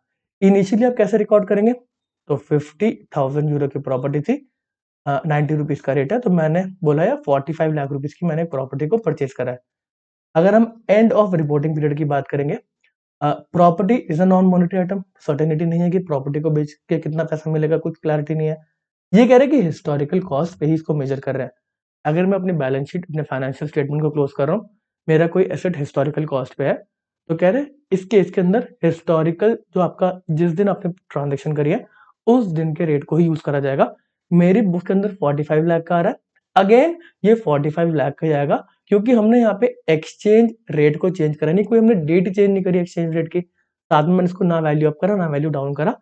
तो इस केस के अंदर जो आपकी बुक्स के अंदर प्रॉपर्टी आएगी वो 45 लाख की आएगी, वैल्यू भी सेम की सेम है और एक्सचेंज रेट भी जिस दिन का ट्रांजेक्शन करा है उसी दिन का हम यूज कर रहे हैं। अगला पॉइंट आता है नॉन मॉनेटरी आइटम है जिसको आपने फेयर वैल्यू कर दिया। इस प्रॉपर्टी को आपने बोला प्रॉपर्टी बढ़ गई है, हमने जो इन्वेस्टमेंट करी है वो बढ़ गई है, ठीक है ना। तो यहाँ पे आपने इनिशियल रिकॉग्नाइज कैसे करा होगा, 50,000 यूरो की प्रॉपर्टी है इंटू 90 का रेट है, तो मैंने घर पे बोला था कि 45 लाख रुपीज की प्रॉपर्टी है। कुछ टाइम के बाद मैंने इसको फेयर वैल्यू करवाया, फोन करा, हाँ जी क्या चल रही है मेरी प्रॉपर्टी की वैल्यू, जरा चेक करवाना, वैल्यूएशन करना। कह रहा जी आपकी प्रॉपर्टी की वैल्यू 50,000 यूरो की जगह 52,000 यूरो हो गई है। तो मैं बोलूँ क्या बात है जी, क्या बात है, मेरे को अपने घर पे बताना है या फिर अपने फाइनेंशियल स्टेटमेंट्स में दिखाना है कि भाई अब इसकी वैल्यू बढ़ गई है। तो इस केस के अंदर मैं क्या दिखाऊंगा, 52,000 यूरो, और जिस दिन ये फेयर वैल्यू करी गई है, चाहे वो 31 जनवरी हो चाहे कोई भी डेट हो, जिस दिन पे फेयर वैल्यू करी गई है उस दिन का एक्सचेंज रेट लिख के इसको मैं इंटू करूंगा। तो यहाँ पे बता रहे हैं कि प्रॉपर्टी को फेयर वैल्यू मेजर करा गया तो 52,000 यूरो निकल कर आए, और जिस दिन वैल्यूएशन करा गया उस दिन 95 रुपीज का रेट था। तो 52,000 इंटू 95 ये निकल कर आता है 49,40,000 रुपीज, ठीक है ना। इसके बाद मान लो 31 मार्च की क्लोजिंग आ गई और यूरो का रेट चला गया 100 का, बट फिर भी इसकी वैल्यू 52,000, जिस दिन फेयर वैल्यू हुई उस दिन का रेट 95 ही लगेगा। ये अभी भी 49,40,000 की ही मेरी फाइनेंशियल स्टेटमेंट में दिखाई देंगी, ठीक है जी। तो यहाँ पे अभी दो पॉइंट कवर होते हैं, एक इनिशियल रिकॉग्निशन का और एक सब्सिक्वेंट रिकॉग्निशन का। इनिशियल रिकॉग्निशन का बात हमें समझ में आता है, जिस दिन ट्रांजेक्शन हो रही है उस दिन का रेट हम ले लेंगे। सब्सिक्वेंट जो रिपोर्टिंग पीरियड एंड हो रहा है उस दिन हम कैसे रिकॉग्नाइज करेंगे, मॉनेटरी आइटम है तो क्लोजिंग रेट, अगर आपका नॉन मॉनेटरी आइटम है हिस्टोरिकल कॉस्ट आप उसको दिखा रहे हो तो जो at the date of transaction का रेट है उसको यूज करेंगे। वहीं नॉन मॉनेटरी आइटम है जिसको आप फेयर वैल्यू पे दिखा रहे हो तो फेयर वैल्यू जिस दिन करी गई उस दिन के एक्सचेंज रेट को आप मेजर करेंगे, उस दिन को लेकर आप वैल्यूएशन निकालेंगे। मुद्दे की बात आती है तीसरी, आपने इनिशियल रिकॉग्नाइज करा फिर आपने सब्सिक्वेंट रिकॉग्नाइज करा, उन दोनों में जो डिफरेंस आएगा वो कहां पे जाएगा, आपका एक्सचेंज डिफरेंस है ना वो हम उसके बारे में पढ़ने वाले हैं, ठीक है जी। एक्सचेंज डिफरेंस मुद्दे की बात है, अगर मॉनेटरी आइटम पे आपका एक्सचेंज डिफरेंस आता है तो वो सीधा प्रॉफिट एंड लॉस में जाएगा। मेरे को सर्टेनिटी है कितना पैसा मिलने वाला है, कितना देना है फॉरेन करेंसी में, अगर उसमें कोई चेंजेस आते हैं तो वो सारा प्रॉफिट एंड लॉस में जाएगा। क्या लिखा हुआ है, exchange difference arising on settlement of monetary item, यहाँ पे ट्रेड रिसीवेबल ट्रेड पेबल वगैरह है, on translating monetary item at the rate different to which they were translated on initial recognition. अरे इनिशियली रिकॉग्नाइज करा था मैंने 1 जनवरी को कि मेरे को $1 लाख मिलने वाले हैं 80 रुपीज पे, ये इनिशियल रिकॉग्निशन था। पेमेंट आई 7 जनवरी को जब रेट हो गया 80.5, सेटलमेंट हो गया 80.5 पे, तो यहाँ पे मेरे को एक्चुअल मिले 80,50,000। तो कह रहे हैं हमने इनिशियल रिकॉग्नाइज करा था 80 लाख, बट अब ज्यादा मिलने वाले कम मिलने वाले, वो सीधा रिकॉग्नाइज करो profit and loss in the period in which they arise, अरे सीधा प्रॉफिट एंड लॉस के अंदर लेके जाओ जिस पीरियड के अंदर वो अराइज होते हैं, ठीक है जी। इसका इलस्ट्रेशन आप सभी के सामने, ऊपर वाला ही इलस्ट्रेशन यहाँ पे पिक करा गया। आपने $10,000 की सर्विसेज प्रोवाइड करी, इनिशियल जब आपने सर्विसेज को प्रोवाइड करा रेट था 82 का, तो 8,20,000 मिलने वाले थे आपको। फिर आपने बैलेंस शीट को क्लोज कर दिया, फिर सेटलमेंट होगी, ठीक है ना। मान के चलते आपकी बैलेंस शीट क्लोज होगी 31 मार्च को और इसी दिन सेटलमेंट भी हो गया, फिर कुछ भी हो गया, ठीक है ना, या पैसा मिल गया। तो यहाँ पे आपको जो रेट था वो 85 का था, तो यहाँ पे आपको मिल गया 8,50,000 रुपीज। तो इस केस में जो डिफरेंस आ रहा है 30,000 रुपीज का, वो है आपका exchange difference, exchange gain 30,000 rupees. ये एक्सचेंज डिफरेंस की बात करी गई है, ठीक है ना। अब अगला पॉइंट आता है जो कि थोड़ा सा और चीजों को समझने वाला है। पहले हम इसको एक बार प्लेन रीड करेंगे फिर इसके इलस्ट्रेशन को समझेंगे। आपको इलस्ट्रेशन पढ़ते समय इसको समझ में आ जाना चाहिए, जिनको ये लाइन पढ़ते समझ में आ गया मतलब आपके कॉन्सेप्चुअल क्लैरिटी है। क्या लिखा हुआ है, व्हेन अ गेन और loss on a non monetary item. Sir अभी तक हमें बात समझ में आ रही है, गेन या फिर लॉस हो रहा है नॉन मॉनेटरी आइटम जो कि पीपीई है is recognised in other comprehensive income. यार इस पे अगर कोई गेन या लॉस हो रहा है पीपीई पे मान लेते हैं हम नॉन मॉनेटरी आइटम पे, any exchange component of that gain और loss shall be recognised in other comprehensive income. बात समझ में नहीं आई, अगला पढ़ लेते हैं। कन्वर्सली वेयर अ गेन और loss on a non monetary item is recognised in profit और loss, any exchange component of the gain और loss shall be recognised in the profit and loss account. तो यहाँ पे बात करेंगे दो अलग टाइप के नॉन मॉनेटरी आइटम की। एक नॉन मॉनेटरी आइटम है, तो यहाँ पे थोड़ा सा रिक्वायरमेंट रहेगा कि आपने इंड एस को पढ़ रखा हो, ठीक है ना। तो यहाँ पे कुछ जो इंड एस की रिक्वायरमेंट कहती है कि अगर आपका कोई property plant equipment for example इसको अगर रीवैल्यू करा जाएगा ना, तो ये आपके बिजनेस से डायरेक्टली रिलेटेड नहीं है। आपका काम प्रॉपर्टी प्लांट इक्विपमेंट को बेचना थोड़ी है। आपको इसमें अगर कोई गेन होता है तो इसको आप प्रॉफिट एंड लॉस में ना दिखाओ, इसको अदर कॉम्प्रिहेंसिव इनकम में दिखाओ। मैंने कोई प्लांट एंड मशीनरी परचेज करी थी, इसकी वैल्यू थोड़ी सी अप हो गई, मैंने इसको फेयर वैल्यू कर दिया, तो कह रहे हैं ये जो आपको प्रॉफिट हुआ ये आपका बिजनेस से इसका डायरेक्टली लेना देना नहीं है। आपने जो मशीनरी परचेज करी थी वो शूज बनाने के लिए करी थी, शूज की वैल्यू ऊपर नीचे जाएगी तो वो प्रॉफिट का पार्ट है। मशीनरी थोड़ा ना आपको बेचने का काम है, तो मशीनरी वैल्यू ऊपर जाती है अगर नीचे जाती है तो इसको अदर कॉम्प्रिहेंसिव इनकम में दिखाता है। ऑन द अदर हैंड ऐसे भी आपके नॉन मॉनेटरी आइटम हो सकते हैं। For example Ind AS two आपकी इन्वेंट्री, अगर इन्वेंट्री की वैल्यू नीचे जाएगी तो उसको आप प्रॉफिट एंड लॉस में दिखाएंगे, आपका लॉस है ये, ठीक है ना। तो अलग अलग टाइप के एसेट है, जिन एसेट का गेन अगर होता है या फिर लॉस होता है उसको आप अदर कॉम्प्रिहेंसिव इनकम में दिखाते हो, और जिन एसेट का गेन प्रॉफिट एंड जिन एसेट का गेन या फिर लॉस होता है जिनको प्रॉफिट एंड लॉस में दिखाते हो, तो इन दोनों केस के अंदर जो एक्सचेंज कंपोनेंट होगा वो सेम तरीके से ट्रीट करा जाएगा। For example property plant and equipment की वैल्यू को आपने करा अप, इसका जो गेन है वो अदर कॉम्प्रिहेंसिव इनकम में जाएगा, तो इसी का एक्सचेंज डिफरेंस भी आ सकता है। अगर फॉरेन करेंसी वाला आइटम में एक्सचेंज डिफरेंस आता है तो वो भी अदर कॉम्प्रिहेंसिव इनकम में जाएगा। ऐसे ही आपका नॉन मॉनेटरी आइटम इन्वेंट्री है, जिसका गेन या फिर लॉस प्रॉफिट एंड लॉस में जाता है, जैसे कि इन्वेंट्री। इसके ऊपर अगर कोई एक्सचेंज गेन या फिर लॉस हो रहा है वो भी कहां जाएगा, प्रॉफिट एंड लॉस के अंदर। सर हमें बात समझ में नहीं आई, आपके सामने है इलस्ट्रेशन जिससे आपको समझ में आ जाएगा। पहला क्वेश्चन है, अच्छा थोड़ा सा और डिफरेंट है, तो यहाँ पे एक प्रॉपर्टी की अगर वैल्यू ऊपर हो रही है तो उस वैल्यू के अंदर भी फर्क आ रहा है, साथ में इसके अंदर एक्सचेंज डिफरेंस का कंपोनेंट भी है, उन दोनों को अलग करने की बात चल रही है। देखो जी, मेरी प्रॉपर्टी जो मैंने परचेज करी थी वो 50,000 यूरो की थी, ऊपर जो मैंने परचेज करी इसकी वैल्यू ऑफ 52,000 यूरो होगी, तो इसकी खुद की वैल्यू भी बढ़ी, प्लस एक्सचेंज का जो डिफरेंस था उसकी वजह से भी इसकी वैल्यू बढ़ी। समझ में आती है ना बात, पहले यूरो 90 का था फिर 95 का हो गया। तो यहाँ पे कह रहे हैं यार इस प्रॉपर्टी की जो वैल्यू बढ़ी इसमें दो कंपोनेंट है, एक प्रॉपर्टी की वैल्यू अपनी मॉनेटरी टर्म्स में बढ़ गई 50,000 से 52,000, उसके साथ साथ कह रहे हैं कि अगर हमारा कंट्री के अंदर हम इसको ट्रांसलेट करें तो पहले यूरो सस्ता था 90 का, अब 90 का फिर 95 का हो गया। तो इस गेन के अंदर दो गेन इंक्लूडेड है, एक प्रॉपर्टी की वैल्यू बढ़ना, ऊपर से फॉरेन करेंसी की वैल्यू बढ़ना, ठीक है ना। तो यहाँ पे क्या लिखा हुआ है, breakdown of other comprehensive income into fair value exchange and exchange difference. तो यहाँ पे फेयर वैल्यू में भी चेंज आ रहा है और एक्सचेंज डिफरेंस भी हो रहा है। क्या लिखा हुआ है, इलस्ट्रेशन से पढ़ेंगे समझ में आएगा। हमने प्रॉपर्टी को परचेज करा 50,000 यूरोस का, इजी अभी तक सर समझ में आ रहा है, ये तो हमने ऊपर भी पढ़ा था। सर हम बिना देखे बताएंगे, हमने मशीनरी को परचेज करा, मशीनरी नहीं प्रॉपर्टी को परचेज करा 50,000 यूरो को, इसको हम इनिशियली रिकॉग्नाइज करेंगे अपने बुक्स के अंदर जिस दिन ये ट्रांजेक्शन हो रही है। आप हमें उस दिन का पहले रेट बताओ, मैं बताता हूँ जी, आपका उस दिन का रेट है 90 रुपीज 1 यूरो का। सर 50,000 यूरो की हमने परचेज करी है ना, 50,000 यूरो की हमने परचेज करी है, पहले हम इसको लिख लेते हैं, ठीक है ना। 50,000 यूरो की हमने परचेज करी है, इनटू इनिशियल रिकॉग्निशन होगा उस दिन पे जो रेट चल रहा था 90 रुपीज का, हमने यहाँ पे रिकॉर्ड कर लिया अपने बुक्स के अंदर 45 लाख रुपीज की हमने एक प्रॉपर्टी को परचेज करा है, इनिशियल रिकॉग्निशन हो गया। अब इसको फेयर वैल्यू मेजर करा गया, फेयर वैल्यू मेजर करा किसी एक डेट पे, मान लो 31 जनवरी को, तो यहाँ पे 52,000 यूरो की यहाँ पे इसकी वैल्यू निकल कर आती है, और आज के दिन पे जो रेट चल रहा है वो 95 का है जिस दिन हमने इसको फेयर वैल्यू करा।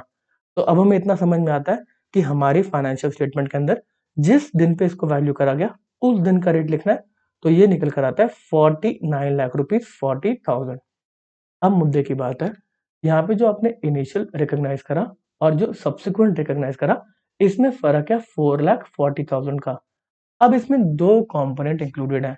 एक, इसकी फेयर वैल्यू बढ़ने का 50,000 यूरो से 52,000 यूरो हो गया। दूसरा, ये 90 रुपीज से 95 रुपीज हो गया। तो दो यहाँ पे एक्सचेंज इंक्लूडेड है। अब इसके अंदर आपसे पूछा जा रहा है कि एक्सचेंज वाला कंपोनेंट, एक्सचेंज डिफरेंस वाला कंपोनेंट कितना है और इसकी फेयर वैल्यू बढ़ने वाला कंपोनेंट कितना है। तो यहाँ पे कह रहे हैं एक्सचेंज रेट को एक बार भूल जाओ, जो चेंज हुआ उसको भूल जाओ, इसकी वैसे कितनी वैल्यू आती है। तो मैं क्या बोलूंगा, अच्छा अगर मैं नए वाले एक्सचेंज रेट को भूल जाऊं तो 52,000 यूरोस इंटू 90 में करता। अब ये वैल्यू कितनी निकल कर आती है, तो ये वैल्यू निकल कर आती है 46,80,000। तो मेरा कहने का ये मतलब है कि अगर ये एक्सचेंज चेंज नहीं आया होता तो इस प्रॉपर्टी की वैल्यू 45 लाख से बढ़ के 46,80,000 होनी चाहिए थी। 46,80,000 होनी चाहिए थी। 52,000 इंटू 90 रुपीज, और अभी जो मैं वैल्यू रिकॉर्ड कर रहा हूँ वो कितनी है, 49,40,000। तो इन दोनों का जो डिफरेंस है लॉजिकली वो क्या हुआ, वो एक्सचेंज वाला जो रेट है उसका डिफरेंस है। हमने इस प्रॉपर्टी को कितने पे लिखा, 49,40,000। तो 49,40,000 में से अगर मैं एक्सचेंज रेट को हटा के इस प्रॉपर्टी को फेयर वैल्यू पे लिखता तो वो आती 46,80,000। तो इसका जो डिफरेंस है जो कि निकल कर आएगा आई थिंक सो 2,60,000। ये 2,60,000 है एक्सचेंज का डिफरेंस, ये एक्सचेंज का गेन है। मतलब इस 4,40,000 के अंदर जो बढ़ के आया उसमें 2,60,000 on account of exchange difference है, और बाकी सारा जो फेयर वैल्यू बढ़ी गई एक पर्टिकुलर प्रॉपर्टी की उसकी खुद की करेंसी में। यहाँ पे निकल कर आता है कि फेयर वैल्यू कंपोनेंट 1,80,000 का बड़ा, 1,80,000 का आपका बड़ा फेयर वैल्यू, और जो बैलेंस आपका निकल कर आता है वो सारा एक्सचेंज डिफरेंस है जो कि 2,60,000 है। ठीक है ना, तो यहाँ पे बात समझ में आती है ना। 2 लाख, ये 4,40,000 के अंदर हमने दो में डिवाइड कर दिया। एक एक्सचेंज का गेन कितना रहा, वो 2,60,000 का रहा, और वैसे फेयर वैल्यू कितनी बढ़ी अगर हम उसको उसी दिन पे रखते हैं जब परचेज करी गई थी उसी रेट पे रखते तो वो 1,80,000 है। आई होप आपको ये बातें समझ में आई होंगी। इसके साथ साथ एक छोटी सी समरी आपको दे रखी है कि इनिशियल रिकॉग्निशन स्पॉट रेट पे करी जाती है। मॉनेटरी आइटम्स जो है उसको हम क्लोजिंग रेट पे करते हैं अगर हम रिपोर्ट कर रहे हैं, बैलेंस शीट बना रहे हैं। नॉन मॉनेटरी आइटम जो हिस्टोरिकल कॉस्ट पे शो करी जा रही है उसका एक्सचेंज रेट जो ट्रांसलेशन रेट है वो हिस्टोरिकल रेट ही रहता है। नॉन मॉनेटरी आइटम को अगर हम फेयर वैल्यू पे लेके जा रहे हैं तो उसका रेट कौन सा रहेगा, जिस दिन आपने वैल्यूएशन करी है। Exchange difference of monetary item हो रहा है, क्या सीधा मॉनेटरी आइटम है, सर्टेनिटी है, कितना देना है कितना लेना है, तो वो सारा पैसा डायरेक्टली प्रॉफिट एंड लॉस में जाएगा। Exchange difference on non monetary item है, तो यहाँ पे दो केस है। वो टाइप का नॉन मॉनेटरी आइटम है जिसके ऊपर गेन होता है या फिर लॉस होता है तो वो अदर कॉम्प्रिहेंसिव इनकम में जाता है। तो उसके ऊपर जो एक्सचेंज गेन लॉस हो रहा है वो भी अदर कॉम्प्रिहेंसिव इनकम में जाएगा। ऐसा नॉन मॉनेटरी एसेट है फॉर एग्जांपल इन्वेंट्री, उसके अंदर अगर कोई गेन लॉस हो रहा है जो प्रॉफिट एंड लॉस में जाएगा, तो उसके ऊपर जो एक्सचेंज गेन और लॉस है वो भी प्रॉफिट एंड लॉस में जाएगा। ठीक है जी। सेटलमेंट ऑफ मॉनेटरी आइटम हो रहा है इसी केस, पैसा मिल गया आपको, सेटलमेंट हो रही है किसी डिफरेंट रेट के ऊपर, तो वो भी जो डिफरेंस रहेगा वो मॉनेटरी आइटम का ही पार्ट है, पीएनएल में ही जाएगा। इसमें हमने एग्जाम्पल लिया था कि 80 lakh rupees 1 lakh into 80 rupees पे आपने रिकॉर्ड करी थी और नेक्स्ट डे पेमेंट आ गई, तो 80.5 का रेट था, यहाँ पे 80,50,000 आ गया, तो 50,000 रुपीज सीधा प्रॉफिट एंड लॉस में आपकी इनकम आ गई। मुद्दे की बात है, यहाँ पे जो हमने केस लिया प्रॉपर्टी का, तो यहाँ पे जो आपका 4,40,000 का अमाउंट आ रहा है वो आपका अदर कॉम्प्रिहेंसिव इनकम में जा रहा है। अदर कॉम्प्रिहेंसिव इनकम में दो पार्ट बने, एक फेयर वैल्यू की वजह से 1,80,000 बढ़ा और एक्सचेंज डिफरेंस की वजह से 2,60,000 बढ़ा। वहीं यहाँ पे नॉन मॉनेटरी आइटम होता इन्वेंट्री, और वैल्यू में कुछ गिरावट आती है, तो गिरावट के केस के अंदर प्रॉफिट एंड लॉस के अंदर हम लेके जाते हैं उस अमाउंट को, और उसके ऊपर जो एक्सचेंज डिफरेंस है वो भी हमारा प्रॉफिट एंड लॉस के अंदर जाता है। तो फर्स्ट लेक्चर आपका समाप्त होता है।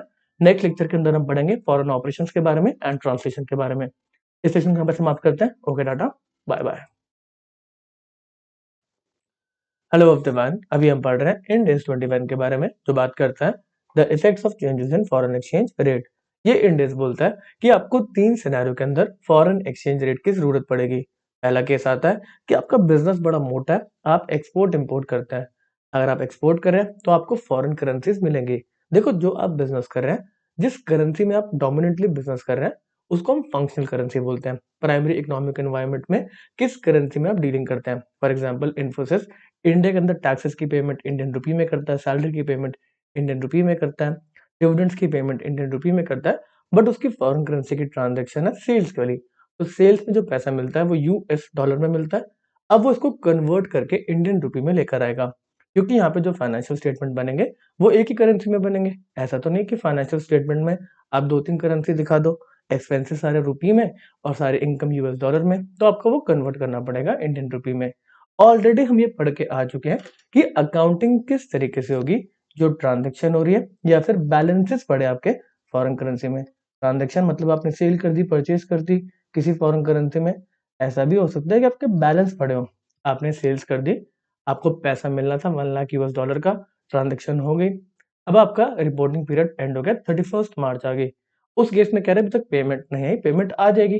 तो 1 लाख यूएस डॉलर अभी बैलेंस बचा है। इसको किस तरीके से रिकॉर्ड करना है, ऑलरेडी हम पढ़ के आ चुके हैं। दूसरा केस क्या हो सकता है कि यार इन्फोसिस ने एक फॉरेन एंटिटी को परचेज कर लिया। मान लो इन्फोसिस इंडिया में काम कर रही है, उन्होंने यूएस के कंपनी को बाय कर लिया, यहाँ से पैसा लगाया 1 मिलियन यूएस डॉलर का, और वहां पे वो कंपनी उनकी होगी। अब अगर हम उस फॉरेन एंटिटी की बात करें तो उसके लिए फंक्शनल करेंसी क्या है, वो फॉरेन एंटिटी यूएसए के अंदर काम कर रही है, वो सारी की सारी सेल्स यूएस डॉलर में कर रही है, सारी की सारी परचेज यूएस डॉलर में कर रही है, सारे के सारे जो एक्सपेंसेस हैं, सैलरीज हैं, टैक्सेस हैं, वो सब कुछ यूएस डॉलर में है। तो वो फॉरेन एंटिटी के लिए जो फंक्शनल करेंसी है वो यूएस डॉलर की है। अब यहाँ से इन्फोसिस बोलती है इस एंटिटी को, हाँ जी, आपका काम है, आप जैसे मर्जी काम करो, हमने आप में पैसा लगा दिया, हमें लगता है आप आगे जाके ग्रो कर सकते हो, हमारी जो इन्वेस्टमेंट है वो डबल ट्रिपल हो सकती है, आगे बढ़ सकती है। अब यहाँ पे जो इंडियन शेयर होल्डर्स हैं, स्टेक होल्डर्स हैं, जिन्होंने इन्फोसिस के अंदर पैसा लगा रखा है, तो वो पूछेंगे, हाँ जी इन्फोसिस जी, आपको हमने पैसा दे रखा है इतना सारा, आपने आगे इन्वेस्टमेंट कर रखा है इस फॉरेन एंटिटी के अंदर, जरा बताओ वो फॉरेन एंटिटी कैसा परफॉर्म कर रही है, हमारे पैसे का सही तरीके से यूज करा जा रहा है या फिर नहीं। तो यहाँ पे उस फॉरेन ऑपरेशंस का जो फॉरेन एंटिटी है, उसके फाइनेंशियल स्टेटमेंट्स हमें दिखाने पड़ेंगे हमारे इंडियन शेयर होल्डर्स को। तो यहाँ पे जब हम उनके फाइनेंशियल स्टेटमेंट लेकर आए, तो वो तो यूएस डॉलर में थे। हमारे शेयर होल्डर्स कहते हैं नहीं नहीं, इसको आप इंडियन रुपए में दिखाओ। इसके साथ साथ हमारी लॉ की भी रिक्वायरमेंट है कि आपको कंसोलिडेशन करना पड़ेगा, आपके जितने भी सब्सिडीज वगैरह उनको मिला के आपको एक कंसोलिडेटेड फाइनेंशियल स्टेटमेंट को बनाना पड़ेगा। तो यहाँ पे भी फॉरेन एक्सचेंज रेट का रिक्वायरमेंट है। अब हमें यूएस डॉलर को कन्वर्ट करना ना, वो फाइनेंशियल स्टेटमेंट जो यूएस डॉलर में बन रखी है, हमें उसको कन्वर्ट करना इंडियन रुपए के अंदर। ठीक है जी। तीसरा केस आ सकता है कि हम अपने जो फाइनेंशियल स्टेटमेंट है उनको प्रेजेंट कर रहे हैं किसी एक फॉरेन करेंसी में। तो यहाँ पे क्या रिक्वायरमेंट आ सकती है, मान लो ओयो है, ओयो की फंक्शनल करेंसी इंडियन रुपी है, सारा काम इंडियन रुपी में चल रहा है। अब इसको कोई भी रिक्वायरमेंट है लॉ के थ्रू कि इसको यूएस डॉलर में या फिर किसी भी फॉरेन करेंसी के अंदर फाइनेंशियल स्टेटमेंट को बनाना है। बट ओयो का इन्वेस्टर है सॉफ्ट बैंक। सॉफ्ट बैंक कहता है हमें देखना जी हमारी इन्वेस्टमेंट कैसे परफॉर्म कर रही है। तो ओयो को यहाँ पे बोला कि आपके सारे फाइनेंशियल स्टेटमेंट इंडियन रुपए में बन रहे हैं, चलेगा, बट आप हमें इसको प्रेजेंट करेंगे यूएस डॉलर के अंदर, हम देखना चाहते हैं कि आप कैसा परफॉर्म कर रहे हैं। इसके साथ साथ ओयो किसी भी करेंसी के अंदर अपने फाइनेंशियल स्टेटमेंट को प्रेजेंट कर सकता है, उसका कोई ना कोई रीजन होगा। मान लो ओयो को और पैसा रेज करना है, और अब जो प्राइवेट इक्विटी फर्म इसमें पैसा लगाना चाहती है वो यूके में बेस्ड है, ठीक है ना, यूनाइटेड किंगडम में बेस्ड है। तो ओयो वहां पे फाइनेंशियल स्टेटमेंट लेके जा रहा है, इंडियन रुपी वाले या फिर यूएस डॉलर वाले, दोनों बन रखे हैं इसके पास। अब वो गया यूके में, उन्होंने बोला नहीं नहीं, ये फाइनेंशियल स्टेटमेंट को ना आप पाउंड में बना के लेकर आओ, प्रेजेंट करो अपने फाइनेंशियल स्टेटमेंट को, ताकि हम एक इन्फॉर्म डिसीजन ले सके कि आपकी वैल्यूएशन कितने कितना हमें इन्वेस्ट करना है यहाँ पे, ठीक है ना। चलो, फर्स्ट पार्ट ऑलरेडी कंप्लीट है, ये हम अकाउंटिंग सीख कर आ चुके हैं। आज हम पढ़ेंगे ट्रांसलेशन के बारे में। ओयो के फाइनेंशियल स्टेटमेंट आज ट्रांसलेट होने वाले हैं, किस तरीके से इनको ट्रांसलेट करा जाएगा, किस तरीके से मैं प्रेजेंट करूंगा मेरे फाइनेंशियल स्टेटमेंट को। मेरे फाइनेंशियल स्टेटमेंट, ओयो के फाइनेंशियल स्टेटमेंट इंडियन रुपए में बने हुए हैं, सॉफ्ट बैंक कह रहा है इनको आप प्रेजेंट करेंगे यूएस डॉलर के अंदर, ठीक है ना। तो use of presentation currency other than functional currency, OYO के लिए फंक्शनल करेंसी है इंडियन रुपी, बट यहाँ पे प्रेजेंट करे जा रहे हैं डॉलर के अंदर। ठीक है जी, लॉजिक से समझेंगे। आप सॉफ्ट बैंक के थ्रू, आप सॉफ्ट बैंक की पोजीशन पे हो, आप इन्वेस्टमेंट्स वगैरह करते हो, तो आप कह रहे हो हाँ जी मैंने इन्वेस्टमेंट कर रखी है, जरा फाइनेंशियल स्टेटमेंट लेकर आना। आपको क्या बेस्ट पिक्चर प्रेजेंट करी जा सकती है, उसके बेसिस पे आपके फाइनेंशियल स्टेटमेंट प्रेजेंट करे जाएंगे। बात समझेंगे, क्या लॉजिकल चीज है उसके बेसिस पे प्रेजेंटेशन यहाँ पे करी जाएगी, उस रेट को यहाँ पे यूज करा जाएगा। सर ये लॉजिक क्या कहता है जरा बताना। तो क्या लिखा हुआ है, the results and financial position of an entity whose functional currency is not the currency of hyperinflationary economy। अभी इस पॉइंट को दूर रखते हैं जी, मुद्दे की बात है, हमारी करेंसी जो इंडियन करेंसी है उसमें हाइपर इन्फ्लेशन नहीं है। The results and financial position of entity, इसमें एग्जांपल है ओयो। इसको ट्रांसलेट करा जाएगा into a different presentation currency जो कि है डॉलर की, यूजिंग द फॉलोइंग प्रोसीजर। आपको बता दिया क्या प्रोसीजर है। यहाँ पे क्या लिखा गया, assets and liabilities for each balance sheet. कह रहे बैलेंस शीट में जो भी एसेट्स आ रहे हैं, जो भी लाइबिलिटीज आ रही है, एसेट्स के अंदर प्रॉपर्टी आ रही है, मशीनरी आ रही है, इन्वेस्टमेंट्स आ रही है, कैश आ रहा है, कुछ भी आ रहा है, लाइबिलिटी के अंदर पेमेंट्स आ रही है, तो कह रहे सारे के सारे assets liability for each balance sheet presented shall be translated at the closing rate at the date of balance sheet। सीधा बोल दिया जी, आपके अगर हम प्रेजेंट करें ना किसी और करेंसी के अंदर, तो एज अ सॉफ्ट बैंक मैं बोलूंगा यार ओयो तुम्हारे जो फाइनेंशियल स्टेटमेंट आ रहे हैं इसके अंदर काफी प्रॉपर्टी वगैरह भी है, तो कह रहे हैं यार आप मेरे को प्रेजेंट कर रहे हैं, इसमें क्या कॉस्ट मॉडल क्या रिवैल्यूएशन मॉडल कुछ नहीं हमें देखना, आपकी बैलेंस शीट के अंदर जो भी अमाउंट आ रहा है, जो भी एसेट आ रहा है, आप सीधे इसको क्लोजिंग रेट में मेरे को दिखाओ। मैं देखना चाहता हूँ ट्रू फॉरेन एक्सचेंज वाली बात को देख के कि मेरे डॉलर्स के अंदर आपके सारे के सारे एसेट एंड लाइबिलिटी की एक्चुअल वैल्यू क्या है। फाइनेंशियल स्टेटमेंट बन रहे क्लोजिंग रेट जो है उसी पे सारे के सारे एसेट, सारे के सारे लाइबिलिटी को दिखा दो। सर हम बात को आगे लेकर जाते हैं, तो फिर सारी की सारी इनकम और सारे के सारे एक्सपेंस को भी क्लोजिंग रेट पे दिखा दो। देखो एसेट्स और लाइबिलिटीज पोजीशन है, मतलब एसेट्स आपके पास अभी पड़े हुए हैं, लाइबिलिटीज आपके भी चुकानी बाकी है, ठीक है ना, एज ऑन 31 मार्च। वहीं अगर इनकम की बात करें तो income through out the year हुई होगी, अप्रैल में हुई होगी, मार्च में हुई होगी, मई में, हर पूरे साल के अंदर आपकी इनकम हुई होगी अलग अलग डेट के ऊपर। यहाँ पे जो इनकम है उसको आप क्लोजिंग रेट पे नहीं दिखा सकते, क्योंकि एक साल के अंदर करेंसी में काफी चेंज आ गया होगा, साल के स्टार्ट होने से साल के एंड पे बहुत ज्यादा चेंज आ गया होगा। जो एसेट्स लाइबिलिटी वो तो पड़े हुए हैं, इसलिए उनको क्लोजिंग रेट पे हम दिखा सकते हैं। वही अगर इनकम की बात करें तो हमें वो दिखानी पड़ेगी उसी दिन जिस दिन वो ट्रांजेक्शन हुई है, तो at the date of transaction जो रेट चल रहा है उसी पे सारी इनकम दिखानी पड़ेगी, उसी पे सारे एक्सपेंसेस को दिखाना पड़ेगा। बट क्योंकि हर रोज आपको एक रेट को यूज करके हर रोज की इनकम रिकॉर्ड करनी है, हर रोज के एक्सपेंसेस को रिकॉर्ड करना है, तो थोड़ी सी दिक्कत आ सकती है ये प्रेजेंटेशन करने में। तो यहाँ पे बोला गया कि आप एवरेज रेट का भी यूज कर सकते हैं, एक आपका वीक का या फिर मंथली एवरेज रेट आप यूज करके इनकम एंड एक्सपेंसेस को प्रेजेंट कर सकते हैं। क्या लिखा गया, income and expenses for each statement of profit and loss presented shall be translated at the exchange rate at the date of the transaction। तो यहाँ पे बोला गया इनकम एंड एक्सपेंसेस जो फॉरेन एक्सचेंज रेट चल रहा था at the date of transaction उसको लेके ही प्रेजेंट करा जाएगा। यहाँ पे नीचे क्लैरिफाई करा गया कि फॉर प्रैक्टिकल रीजंस, प्रैक्टिकली आप देखें जो अब हर रोज की ट्रांजेक्शन को अगर हमें प्रेजेंट करना है इनकम एंड एक्सपेंस की, तो थोड़ा सा डिफिकल्ट हो जाएगा। तो यहाँ पे क्या लिखा गया, a rate that approximates the exchange rate at the date of transaction. For example यहाँ पे आप एक एवरेज रेट को यूज कर सकते हैं फॉर दैट पीरियड, ठीक है ना, इनकम और एक्सपेंस को ट्रांसलेट करने के लिए। इसके साथ साथ एक पॉइंट यहाँ पे रह गया, अगर आपको फाइनेंशियल स्टेटमेंट बनाना आता है, आपके दिमाग में फाइनेंशियल स्टेटमेंट है, सारे के सारे एसेट, सारे के सारे लाइबिलिटी, यहाँ पे एक पॉइंट रह गया। ये एक पॉइंट कौन सा है, कैपिटल का। जी कैपिटल किस रेट पे आनी चाहिए, तो कैपिटल भी देखो कोई बैलेंस नहीं है, कैपिटल कैपिटल आपकी पहले इशू हो गई होगी और कैपिटल को आपको रीपे भी नहीं करना, लाइबिलिटी छोड़ना है, जब तक आपके बिजनेस चल रहा है तब तक कैपिटल उस बैलेंस शीट में शो करी जाएगी। तो यहाँ पे जो कैपिटल आपने इन्फ्यूज कर रखी है वो भी आपके हिस्टोरिकल रेट के ऊपर चलती रहेगी, उसको कन्वर्ट नहीं करा जाएगा क्लोजिंग रेट के ऊपर। कैपिटल जो हिस्टोरिकली आ गई है उसी पे दिखाई जाएगी, क्योंकि वो बैलेंस नहीं है, ठीक है ना। चलो, और यहाँ पे कह रहे हैं जो भी आपके रिजल्टिंग डिफरेंस आ रहे हैं ना, एक्सचेंज डिफरेंस, या तो आपकी इनकम हो सकती है इसकी वजह से, ट्रांसलेट करने की वजह से डॉलर्स के अंदर, या फिर आपको नुकसान हो सकता है। तो कह रहे हैं ये एक्चुअल में कोई प्रॉफिट एंड लॉस थोड़ा ना है, आप बस इसको प्रेजेंट कर रहे हैं, वो सॉफ्ट बैंक वाले को प्रेजेंट कर रहे हैं। आपने सारे के सारे एसेट को यूएस डॉलर में करा, सारी की सारी लाइबिलिटी को यूएस डॉलर में करा, आपका जो ऑलरेडी कैपिटल है उसको आप जो हिस्टोरिकल डेटा उस पर दिखाते आ रहे हैं। अब यहाँ पे कोई डिफरेंस आता है प्रेजेंट करने में, कोई ना कोई वैल्यू तो ऊपर नीचे होगी, तो कह रहा है वो आप अदर कॉम्प्रिहेंसिव इनकम में ऐड कर देंगे। अगर इनकम हो रही है या तो लेस कर देंगे आपके, या तो नुकसान हो रहा है, ठीक है ना, कोई प्रॉफिट एंड लॉस के अंदर नहीं जाएगा। अदर कॉम्प्रिहेंसिव इनकम में इसको अलग से दिखा देंगे कि हमने प्रेजेंट करा है। उसके अंदर कुछ पॉजिटिव आ रहा है तो वो अदर कॉम्प्रिहेंसिव इनकम में इनकम, नहीं तो वो नुकसान, ठीक है ना। चलो, all the resulting exchange difference shall be recognised in other comprehensive income. अब यहाँ पे पॉइंट आता है कि देखो ऐसी भी एंटिटी हो सकती है जो ऐसी इकोनॉमी में काम कर रहे हैं जहाँ पे हाइपर इन्फ्लेशन है।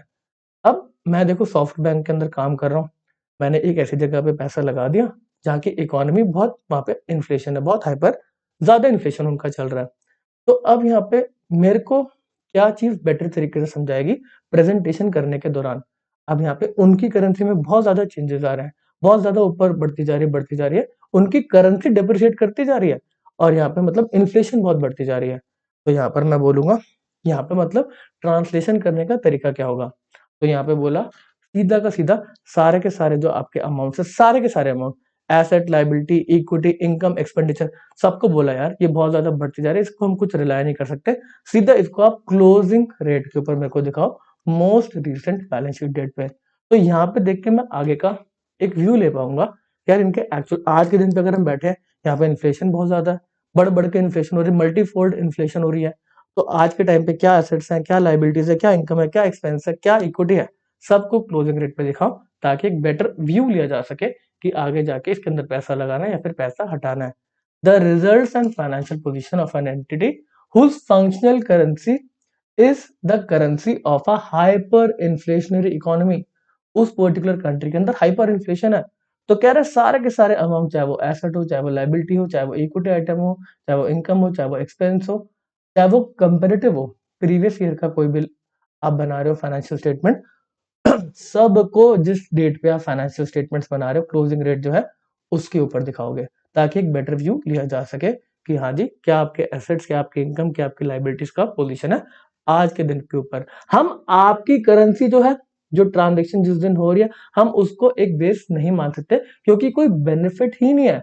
जिस दिन आपने इनकम करी होगी, जिस दिन आपने एक्सपेंस करी होगी, आज के दिन पे है तो बहुत ज्यादा फर्क आ चुका होगा, आपकी करेंसी बहुत डिप्रिशिएट हो चुकी होगी। इसलिए आप मेरे को यूएस डॉलर के अंदर आज के दिन पे आपके फाइनेंशियल स्टेटमेंट्स का क्या पोजीशन है वो क्लोजिंग रेट पे ही दिखाओगे। अब यहाँ पे क्या क्लैरिटी दी गई है, मान लो फर्स्ट टाइम आप फाइनेंशियल स्टेटमेंट्स ऐसे प्रेजेंट कर रहे हो, तो यहाँ पे कंपेरेटिव पिछले साल की भी आपकी फिगर्स होंगी, तो कह रहे पिछले साल की फिगर्स को भी आप क्लोजिंग रेट पे ही बना देंगे। बट अगर आपने इस साल मान लो आपने प्रेजेंटेशन कर दी, मैं किसी एक ऐसी कंट्री में था जहां पर हाइपर इन्फ्लेशन है, सॉफ्ट बैंक ने मेरे को पैसा दे रखा था, मैंने अपने फाइनेंशियल स्टेटमेंट्स यूएस डॉलर के अंदर इस साल प्रेजेंट कर दिए। अब नेक्स्ट साल जब मैं प्रेजेंट करूंगा ना, तो उस केस के अंदर यूएस डॉलर में फिर से मैं प्रेजेंट करूंगा, और पिछले साल जो ऑलरेडी मैंने यूएस डॉलर के अंदर प्रेजेंटेशन कर रखी है उसको मैं चेंज अप नहीं कर सकता। फर्स्ट टाइम प्रेजेंटेशन हो रही है तो उस केस के अंदर मैं इस साल के जो अपने बैलेंसेस हैं, जो भी अमाउंट है, वो सारे यूएस डॉलर में करूंगा। इसके साथ साथ जो प्रीवियस ईयर के कंपेरेटिव अमाउंट थे उनको भी मैं यूएस डॉलर में क्लोजिंग रेट के अंदर दिखाऊंगा। बट अगर इस साल मैंने अपने फाइनेंशियल स्टेटमेंट ऑलरेडी क्लोज कर दिए यूएस डॉलर में कन्वर्ट करके, और नेक्स्ट ईयर की बारी आती है, नेक्स्ट ईयर फिर मेरे को यूएस डॉलर के अंदर क्लोजिंग अमाउंट दिखाना है, बट प्रीवियस ईयर मैंने ऑलरेडी यूएस डॉलर में कन्वर्ट कर रखे हैं, फिर से उनको रीस्टेट करने की जरूरत नहीं है। सर आपने क्या बोला समझ में नहीं आया, अब हम इसको इंग्लिश में पढ़ेंगे। तो यहाँ पे क्या लिखा हुआ है, all amount that is asset, liabilities, equity item, expenses including comparative, जो कंपेरेटिव आपकी फिगर्स हैं सबको आप क्लोजिंग रेट के अंदर रिपोर्ट कर देंगे यूएस डॉलर के अंदर। First time financial statement present करी जा रही है प्रेजेंटेशन करेंसी के अंदर, तो यहाँ पे सारे इनकम, सारे एक्सपेंसेस, सारे क्लोजिंग बैलेंस, सारे अमाउंट, और साथ में जो उसका कंपेरेटिव पिछले साल का फिगर है उन सबको क्लोजिंग रेट के ऊपर मैं दिखा दूंगा इस साल, जो कि ईयर मान लो 2025 है, और मैंने यहाँ पे 2026 है, और मैंने 2025 के जो फिगर्स है उनको कंपेरेटिव अमाउंट पे इस साल के क्लोजिंग रेट से दिखा दिया, ठीक है ना। अब नेक्स्ट ईयर मेरी बैलेंस शीट बनाने की बात आएगी, जो कि ईयर 2027 है। तो 2026 के ऑलरेडी मैंने यूएस डॉलर के अंदर कन्वर्ट कर रखे हैं, और ये करेंसी एक हाइपर इन्फ्लेशनरी इकोनॉमी की नहीं है। यूएसए के अंदर कोई हाइपर इन्फ्लेशन तो है नहीं, तो कह रहे हैं आपने ऑलरेडी इसको यूएसए के अंदर करेंसी के अंदर दिखा दिया ना, तो 2027 के अंदर जो भी सारे के सारे अमाउंट रहेंगे उनको आप यूएसडी के अंदर कन्वर्ट करोगे, और 2026 जो आपने ऑलरेडी कन्वर्ट कर रखे हैं उनको एज इट इज यूज करके कंपैरिजन दिखा दोगे कि 2026 से 2027 में क्या फर्क आया। यहाँ पे इस हम पॉइंट को पढ़ने वाले हैं। When amounts are translated into a currency of a non hyper inflationary economy, 2026 में आपने सारे के सारे जो एक्सपेंसेस है उनको यूएसए डॉलर में कन्वर्ट कर दिया, ये जो कि नॉन हाइपर इन्फ्लेशन इकोनॉमी है। Comparative amount shall be those that were presented as current year amount in the relevant prior year financial statement. इसमें एडजस्टमेंट नहीं करी जाएगी।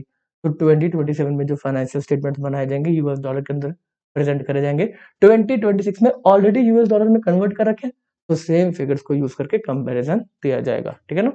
यहाँ पे क्लैरिटी दे रखिए कि जो भी आपके फाइनेंशियल स्टेटमेंट को रीस्टेट करा जा रहा है उसके लिए एक स्पेसिफिक इंड एएस है, वो है इंड एएस 29, जो कि हाइपर इन्फ्लेशनरी इकोनॉमी में किस तरीके से फाइनेंशियल स्टेटमेंट को प्रेजेंट करते हैं उसकी बात करता है। अब इसको थोड़ा सा इजी कर दिया, ऐसे एक आपके सामने टेबल बना दिया कि आपको क्या यूज करना है, कौन सा रेट को। तो यहाँ पे बोलता है सारे के सारे असेट्स लायबिलिटी है आप प्रेजेंट कर रहे हैं, तो कह रहे हैं क्लोजिंग रेट के ऊपर आप प्रेजेंट कर देंगे। हम ये वो वाला केस नहीं ले रहे कि हाइपर इन्फ्लेशनरी इकोनॉमी, इसको आप याद कर लेंगे। ठीक है ना। नॉर्मल केस के अंदर आपके सारे के सारे जो एसेट्स लायबिलिटी है वो क्लोजिंग रेट पे जाएंगे, इनकम और एक्सपेंसेस है वो ट्रांजेक्शन डेट एवरेज रेट पे जाएंगे। ठीक है ना। इसके बाद इक्विटी आइटम है, तो कह रहे हैं आपके सारे के सारे हिस्टोरिकल रेट पे जाएंगे।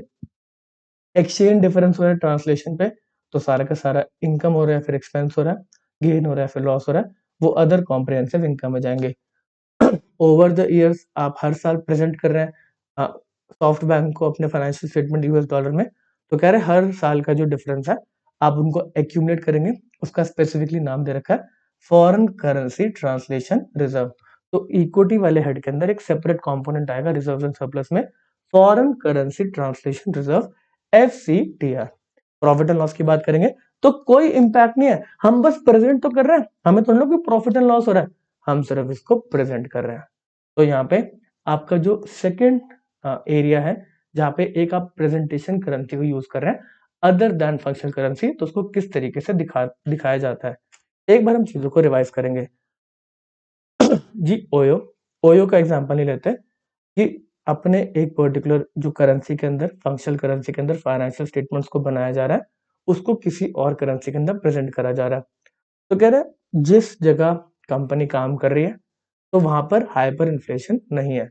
प्रेजेंटेशन करेंसी की बात अलग है, फंक्शनल करेंसी, ये फंक्शनल करेंसी मैं इंडिया के अंदर फंक्शन कर रहा हूँ, इंडिया के अंदर हाइपर इन्फ्लेशन नहीं है। तो इंडिया और ये बैठा हुआ हमारा सॉफ्ट बैंक, ठीक है ना, सॉफ्ट बैंक देख रहा है यूएसए के अंदर बैठ के देख रहा है फॉर एग्जाम्पल। तो यहाँ पे फाइनेंशियल स्टेटमेंट को लेकर आने की बात चल रही है, सॉफ्ट बैंक बोला सारे के सारे फाइनेंशियल स्टेटमेंट उठाओ, इसके अंदर जो एसेट्स हैं लाइबिलिटीज हैं क्लोजिंग रेट पे दिखाओ कितना एक्चुअल में मिलना है एसेट, कितना आपको पेमेंट करनी है। जो भी सारी आपकी इनकम है उस इनकम को जब इनकर हुई थी at the date of transaction दिखा लो। आपको थोड़ा सा इजी कर रहे हैं यहाँ पे, डेट ऑफ ट्रांजेक्शन नहीं पता तो एवरेज रेट को आप यूज कर सकते हैं। इक्विटीज है वो हिस्टोरिकल कॉस्ट पे ही चलेंगी, जो हिस्टोरिकल रेट पे पैसा मिल रखा है। जो भी डिफरेंसेस आएंगे वो कहाँ पे चले जाएंगे, आपके other comprehensive income, foreign currency translation reserve over the years. कोई प्रॉफिट एंड लॉस के अंदर बात नहीं आएगी। फिर एक एंटिटी आती है जहाँ पे पैसा लगा रखा है सॉफ्ट बैंक ने, यहाँ पर हाइपर इन्फ्लेशन है, तो कह रहे छोड़ो जी आपको तो हम इजिली कन्वर्ट कर देंगे, सारे के सारे बैलेंसेस जो अमाउंट है उनको क्लोजिंग रेट के ऊपर आप कन्वर्ट कर दो।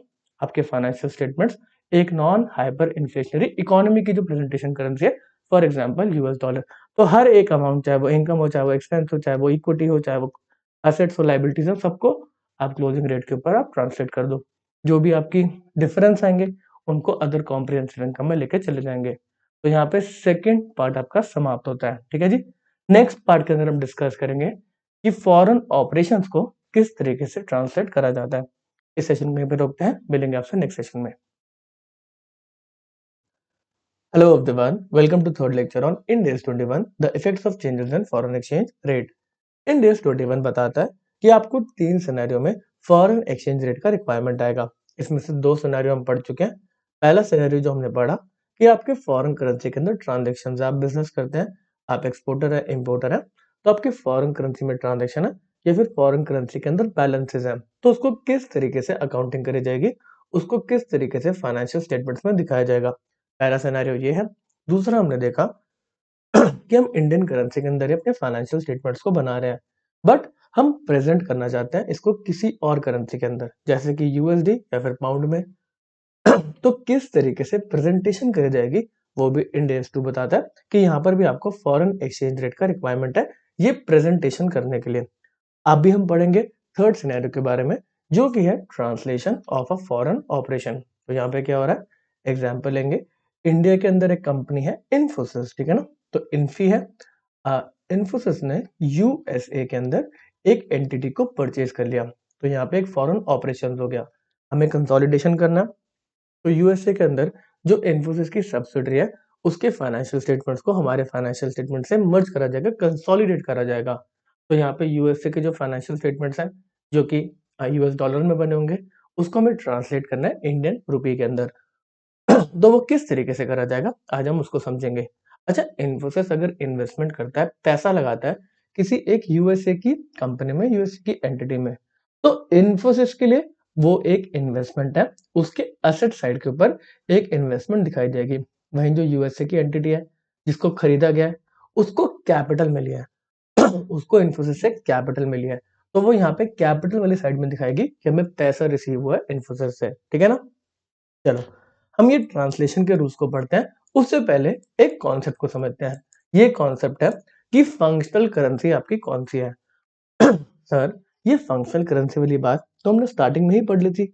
जो हमारा प्राइमरी इकोनॉमिक एनवायरनमेंट है जिसमें हम ऑपरेट करते हैं, वही हमारे लिए फंक्शनल करेंसी है। हम इंडिया में बैठे हुए हैं, इंडिया में हमारा रेवेन्यू है, इंडिया में हमारे एक्सपेंसेस हैं, तो हमारे लिए फंक्शनल करेंसी है रुपीज। देखो, इसमें उसी के इंडिकेटर दे रखे हैं आपको, है ना। ऐसा भी हो सकता है कि कोई फॉरेन ऑपरेशन है, आप बाहर काम कर रहे हैं, मान लो बीकानेर की एक ब्रांच नेपाल में है, तो वहां पर कह रहे जी नेपाल की करेंसी आपकी फंक्शनल करेंसी है या फिर इंडियन करेंसी ही आपकी फंक्शनल करेंसी है, उसके कुछ इंडिकेटर दे रखे हैं ठीक है जी, अब हम इसको समझेंगे।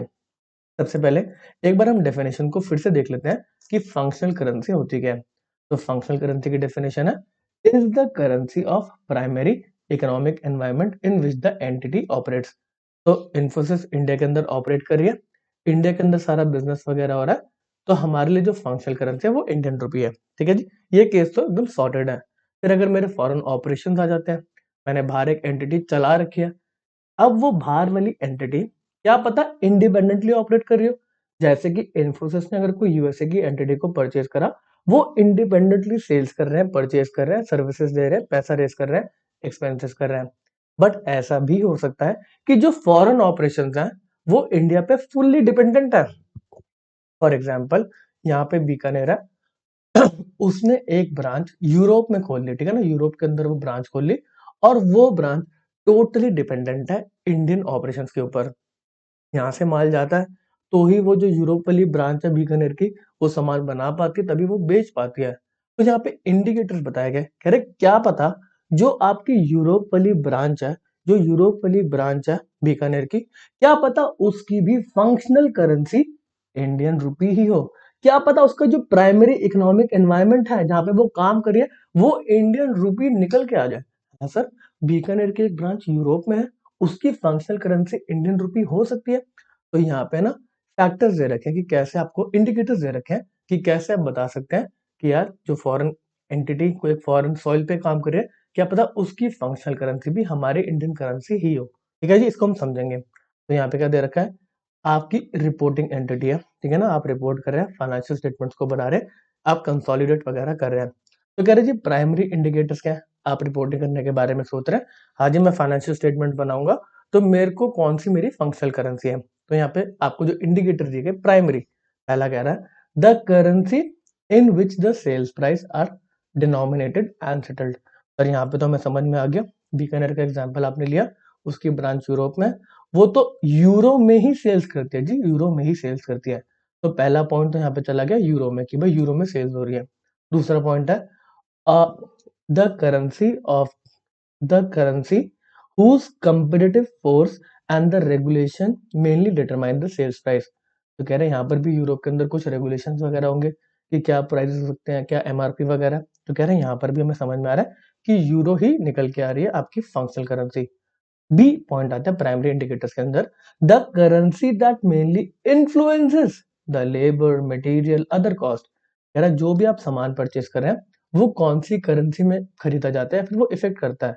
तो यहाँ पे जो बीकानेर है यूरोप के अंदर, वो सब कुछ रुपया में खर्च कर रहा है, इंडिया से ही सारा का सारा माल जा रहा है, जो लेबर है वो भी इंडिया से ही जा रही है। तो हर एक उसका जो एक्सपेंस हो रहा है वो उस इंडियन रुपए की करेंसी के अंदर करा जा रहा है।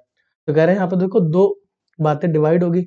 एक जगह अगर सेल्स प्राइस की बात करें तो वहां पे यूरो निकल कर आ रहा है, एक्सपेंस की बात करें तो यहाँ पे रुपया निकल कर आ रहा है। तो यहाँ पे प्राइमरी इंडिकेटर से हमें आगे जाना पड़ेगा कि हमारी फंक्शनल करेंसी कौन सी है। यूरोप में बीकानेर बोल रहा है मेरे को फाइनेंशियल स्टेटमेंट्स बनाने हैं, बताओ मेरी फंक्शनल करेंसी कौन सी है।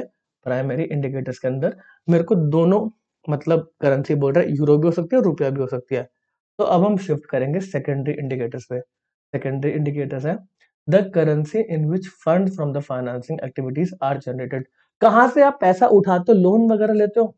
अब सेकेंडरी इंडिकेटर्स के अंदर जो बीकानेर यूरोप के अंदर है वो कह रहा है यार फाइनेंस तो मेरे को सारे इंडिया वाली एंटिटी ही प्रोवाइड करती है, काम करने के लिए सुबह सुबह वही पैसा भेजते हैं, तो फाइनेंसिंग तो मेरी इंडियन रुपी के अंदर ही है। फिर दूसरा पॉइंट आता है the currency in which receipts from the operating activities are usually retained. कह रहा है आपको जो पैसा मिला उसकी बात नहीं कर रहे, आपको जो पैसा मिला सेल करके उसको किस करेंसी में रिटेन करा जाता है। मेरे को यूरो मिलते हैं और मैं यूरो में ही रिटेन कर लेता हूँ, अपने पास रख लेता हूँ। वहीं एक केस ऐसा हो सकता है कि बीकानेर यूरोप में सेल करी और वहां पे जो भी पैसा मिला यूरो उसको कन्वर्ट करके रुपी में रख लिया, रुपी में रिटेन कर लिया। इसका इंटेंट क्या है, यार हमारा सारा का सारा सामान तो इंडिया से आता है, हमें रुपए में पेमेंट करनी पड़ती है, तो इसको रिटेन सीधा रुपया में ही करो, पेमेंट करेंगे रुपए में, सारा का सारा सामान हमारा आ जाएगा।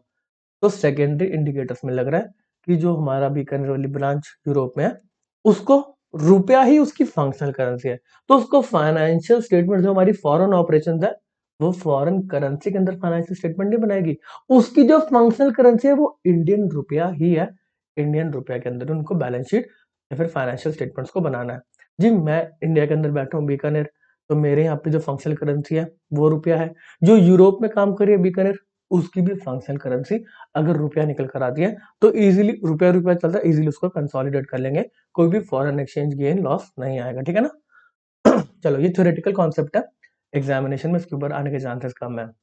चलो फिर आपके एडिशनल फैक्टर्स भी आएंगे। एडिशनल फैक्टर्स के अंदर देख रहे हैं कि डिटरमाइन करेंगे कि इंटीग्रल ऑपरेशन है या फिर इंटीग्रल ऑपरेशन नहीं है। इंटीग्रल ऑपरेशन का यही मतलब है कि वो वाली एंटिटी मेरे पे ही डिपेंडेंट है, जो मैंने फॉरेन ऑपरेशंस खोले हैं वो पूरी तरीके से मेरे पे डिपेंडेंट है। मैं अगर यहाँ पर हूँ तभी वो फॉरेन के अंदर है, अगर मैं यहाँ पे नहीं हूँ तो फॉरेन में उसका कोई काम नहीं है। वही नॉन इंटीग्रल फॉरेन ऑपरेशंस है कि वो इंडिपेंडेंटली भी काम कर सकती है। तो यहाँ पे जो एडिशनल फैक्टर्स दिए हैं, इंडिकेटर्स दिए हैं, पहला when the activities of foreign operations are carried out as an extension of reporting entity। Bikaner कह रहा है भाई मैं हूं तभी तो फॉरेन वाला चल रहा है, माल नहीं भेजूंगा कल सुबह बेच ही नहीं पाएगा ये, ठीक है जी। दूसरा पॉइंट क्या आता है when the transaction with the reporting entity are high proportion। कह रहा हाई proportion है, रोज के रोज सामान बेचूं, रोज के रोज वो मेरे को रुपया बेचता है, ठीक है जी। अगला आता है when cash flows from the activities of the foreign operations directly affect the cash flows of the reporting entity and are readily available for the remittance। कह रहे भाई जो कैश फ्लो वगैरह हो रहा है वह सब शाम को इसका दुकान बंद होती है, मेरे को सारा का सारा ये पैसा भेज देता है। डी पॉइंट आता है when the cash flows from the activities of foreign operations are sufficient to service the existing and normally expected debt obligation। तो ये पॉइंट गलत है, ठीक है ना, यहाँ पे ये गलत लिखा हुआ है। तो वहां पे कहना चाहता है इंटेंशन क्या है कि जो भी वो वहां से कैश जनरेट कर रहा है when the cash flows from the activities of foreign operation, foreign जो यूरोप में बीकानेर काम कर रहा है are normally expected to service the debt obligation without fund being made available by the reporting entity. तो मेरे हिसाब से चार्ट के अंदर ये institute of chartered accountant of India की फाइल से चार्ट लिया गया है, ये पॉइंट गलत है। तो यहाँ पे देखो अगर वो अपनी डेट को खुद सर्विस कर लेगी तो वो तो इंडिपेंडेंट हुई ना। हम यहाँ पे क्या फैक्टर्स डिस्कस कर रहे हैं कि वो इंडिपेंडेंट नहीं है, वो इंटेग्रल ऑपरेशन है, मेरा मेरे साथ ही काम कर रही है। तो इसका ये मतलब है इंडिकेटर है कि वो जो फॉरेन ऑपरेशन है जो फॉरेन ऑपरेशन काम कर रहे हैं वो मेरे पे डिपेंडेंट है, तो वो अपने डेट ऑब्लिगेशंस को फुलफिल नहीं कर पाएगी, क्योंकि वो रोज के रोज पैसा मेरे को भेज रहा है। तो अपने डेट को वो कैसे फुलफिल करेगा? तो उसको मेरे से पैसा मांगना पड़ेगा अपने डेट की ऑब्लिगेशन को मैच करने के लिए। तो यहाँ पे जो पॉइंट लिखा हुआ है ना, when the cash flows from activities of foreign operations are not sufficient to service existing or normally expected debt obligation, ये यहाँ पे आना चाहिए और ये वाला पॉइंट यहाँ पे आना चाहिए। ठीक है जी, चलो अब हम देखते हैं नॉन इंटीग्रल फॉरेन ऑपरेशंस क्या होते हैं। when the activities of foreign operations are carried out with significant degree of autonomy, तो कह रहा है फॉरेन वाला कहता है मेरे को फर्क नहीं पड़ता बीकानेर यहाँ पे क्या कर रहा है, वहीं पे मैं परचेजिंग करता हूँ, वहीं पे मैं सेल्स करता हूँ, वहीं पे मैं सैलरी देता हूँ, वहीं पर टैक्सेस की पेमेंट है, इससे मेरे को कोई फर्क नहीं पड़ता इंडिया के अंदर बीकानेर चले या फिर नीचे जाए, मेरी अपनी रेसिपी है। ठीक है ना। बी पॉइंट कहता है when the transaction with the reporting entity are low in proportion of the foreign operation. कह रहा मैं इंडिया से कुछ सोर्स नहीं करता, कह रहा मैं क्या सुबह सुबह 5 किलो आलू इंडिया से मंगवाऊं, कह रहा मैं यूरोप से ही आलू ले लेता हूँ। ठीक है ना। तो कह रहा मैं हम अलग से काम कर रहे हैं। चलो C point when the cash flow of the activities of the foreign operation does not directly affect the cash flow of the reporting entity. कह रहा हमारे यहाँ पे जो कैश फ्लो होता है यूरो मिलता है, हम वो यूरो अपने पास रखते हैं और फिर हम उस पर एक्सपेंसेस वगैरह करते हैं। ऐसे नहीं है कि हम इंडिया के अंदर शाम को यूरो मिले तो भेज दिए। ठीक है जी। ऐसे ही जो हमारे यहाँ पे आगे जाके हम इतना कैश जनरेट कर लेते हैं कि जो भी हमारी डेट ऑब्लिगेशंस वगैरह है उसको हम खुद मीट कर लेते हैं, तभी तो हमें बोला जाएगा ना कि हम नॉन इंटेग्रल है। हम डिपेंडेंट नहीं है, हम इंटेग्रल नहीं है, हम अपने आप कैश जनरेट कर लेते हैं। ठीक है ना। तो यहाँ पे एडिशनल फैक्टर भी आपको दे रखे हैं। ये थ्योरेटिकल बात थी कि आपको डिटरमाइन करना है कि फंक्शनल करेंसी आपकी जो फॉरेन ऑपरेशन है उनकी है क्या, क्या पता इंडियन रुपया ही हो। चलो अगला पॉइंट आता है। अब हम कह रहे हैं जी हमारा जो फॉरेन ऑपरेशन है उसकी फंक्शनल करेंसी इंडिया रुपया नहीं है, तभी तो फॉरेन एक्सचेंज रेट का यूज आएगा ना। अगर उसकी फंक्शनल करेंसी फॉरेन ऑपरेशन की इंडियन रुपया है तो ऐसे ही कंसोलिडेट हो जाएगा, दोनों रुपए के अंदर अपनी फाइनेंशियल स्टेटमेंट बना रहे हैं। बट यहाँ पे हम उस फॉरेन ऑपरेशन की बात करें जिनकी जो फंक्शनल करेंसी है वो इंडियन रुपया नहीं है। एग्जाम्पल आता है इन्फोसिस का ही।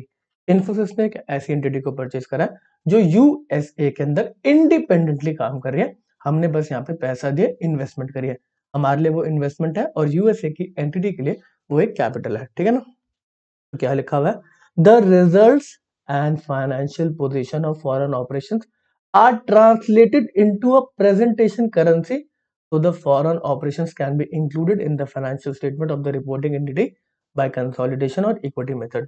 देखो कंसोलिडेशन क्या होता है कि मेरे जो भी एसेट्स हैं लाइबिलिटीज हैं और जो foreign operation the foreign entity है यूएसए वाली, इसके जो एसेट्स एंड लाइबिलिटी है वो सारे के सारे एसेट उठ के यहाँ पर आ जाएंगे, सारी की सारी लाइबिलिटी उठ के मेरी बैलेंस शीट के अंदर आ जाएगी। मैं ऊपर लिख दूंगा कंसोलिडेटेड फाइनेंशियल स्टेटमेंट्स। वहीं अगर इक्विटी मेथड की बात करें तो यहाँ पे मेरे लिए एक इन्वेस्टमेंट है जो मैंने फॉरेन एंटिटी में कर रखा है, तो कह रहे सीधा इस इक्विटी जो आपने इन्वेस्टमेंट कर रखा है ना, सीधा इसको देखो ये इन्वेस्टमेंट की वैल्यू बढ़ी है फिर कम हुई है। तो कह रहे जो आपने इन्वेस्टमेंट कर रखा है ना, सीधा इसकी वैल्यू में ऊपर नीचे करके देख लो, उसको हम इक्विटी मेथड बोलते हैं। तो यहाँ पे बोला गया कि जैसे हम ऊपर हमने प्रेजेंटेशन वाले रूल्स करे ना, जैसे यहाँ पे बात करी थी हमने कि प्रेजेंटेशन करेंसी में दिखाना है, कह रहा सेम रूल्स को अभी यहाँ पे दिखा दो, कह रहा वैसे ही आप प्रेजेंट कर लो। तो यहाँ पे क्या लिखा गया where a group includes a foreign subsidiary associate JV those foreign operations also apply the presentation currency translation rules of the Ind AS just like any other entity, जो कि फंक्शनल करेंसी इसकी डिफरेंट है प्रेजेंटेशन करेंसी से।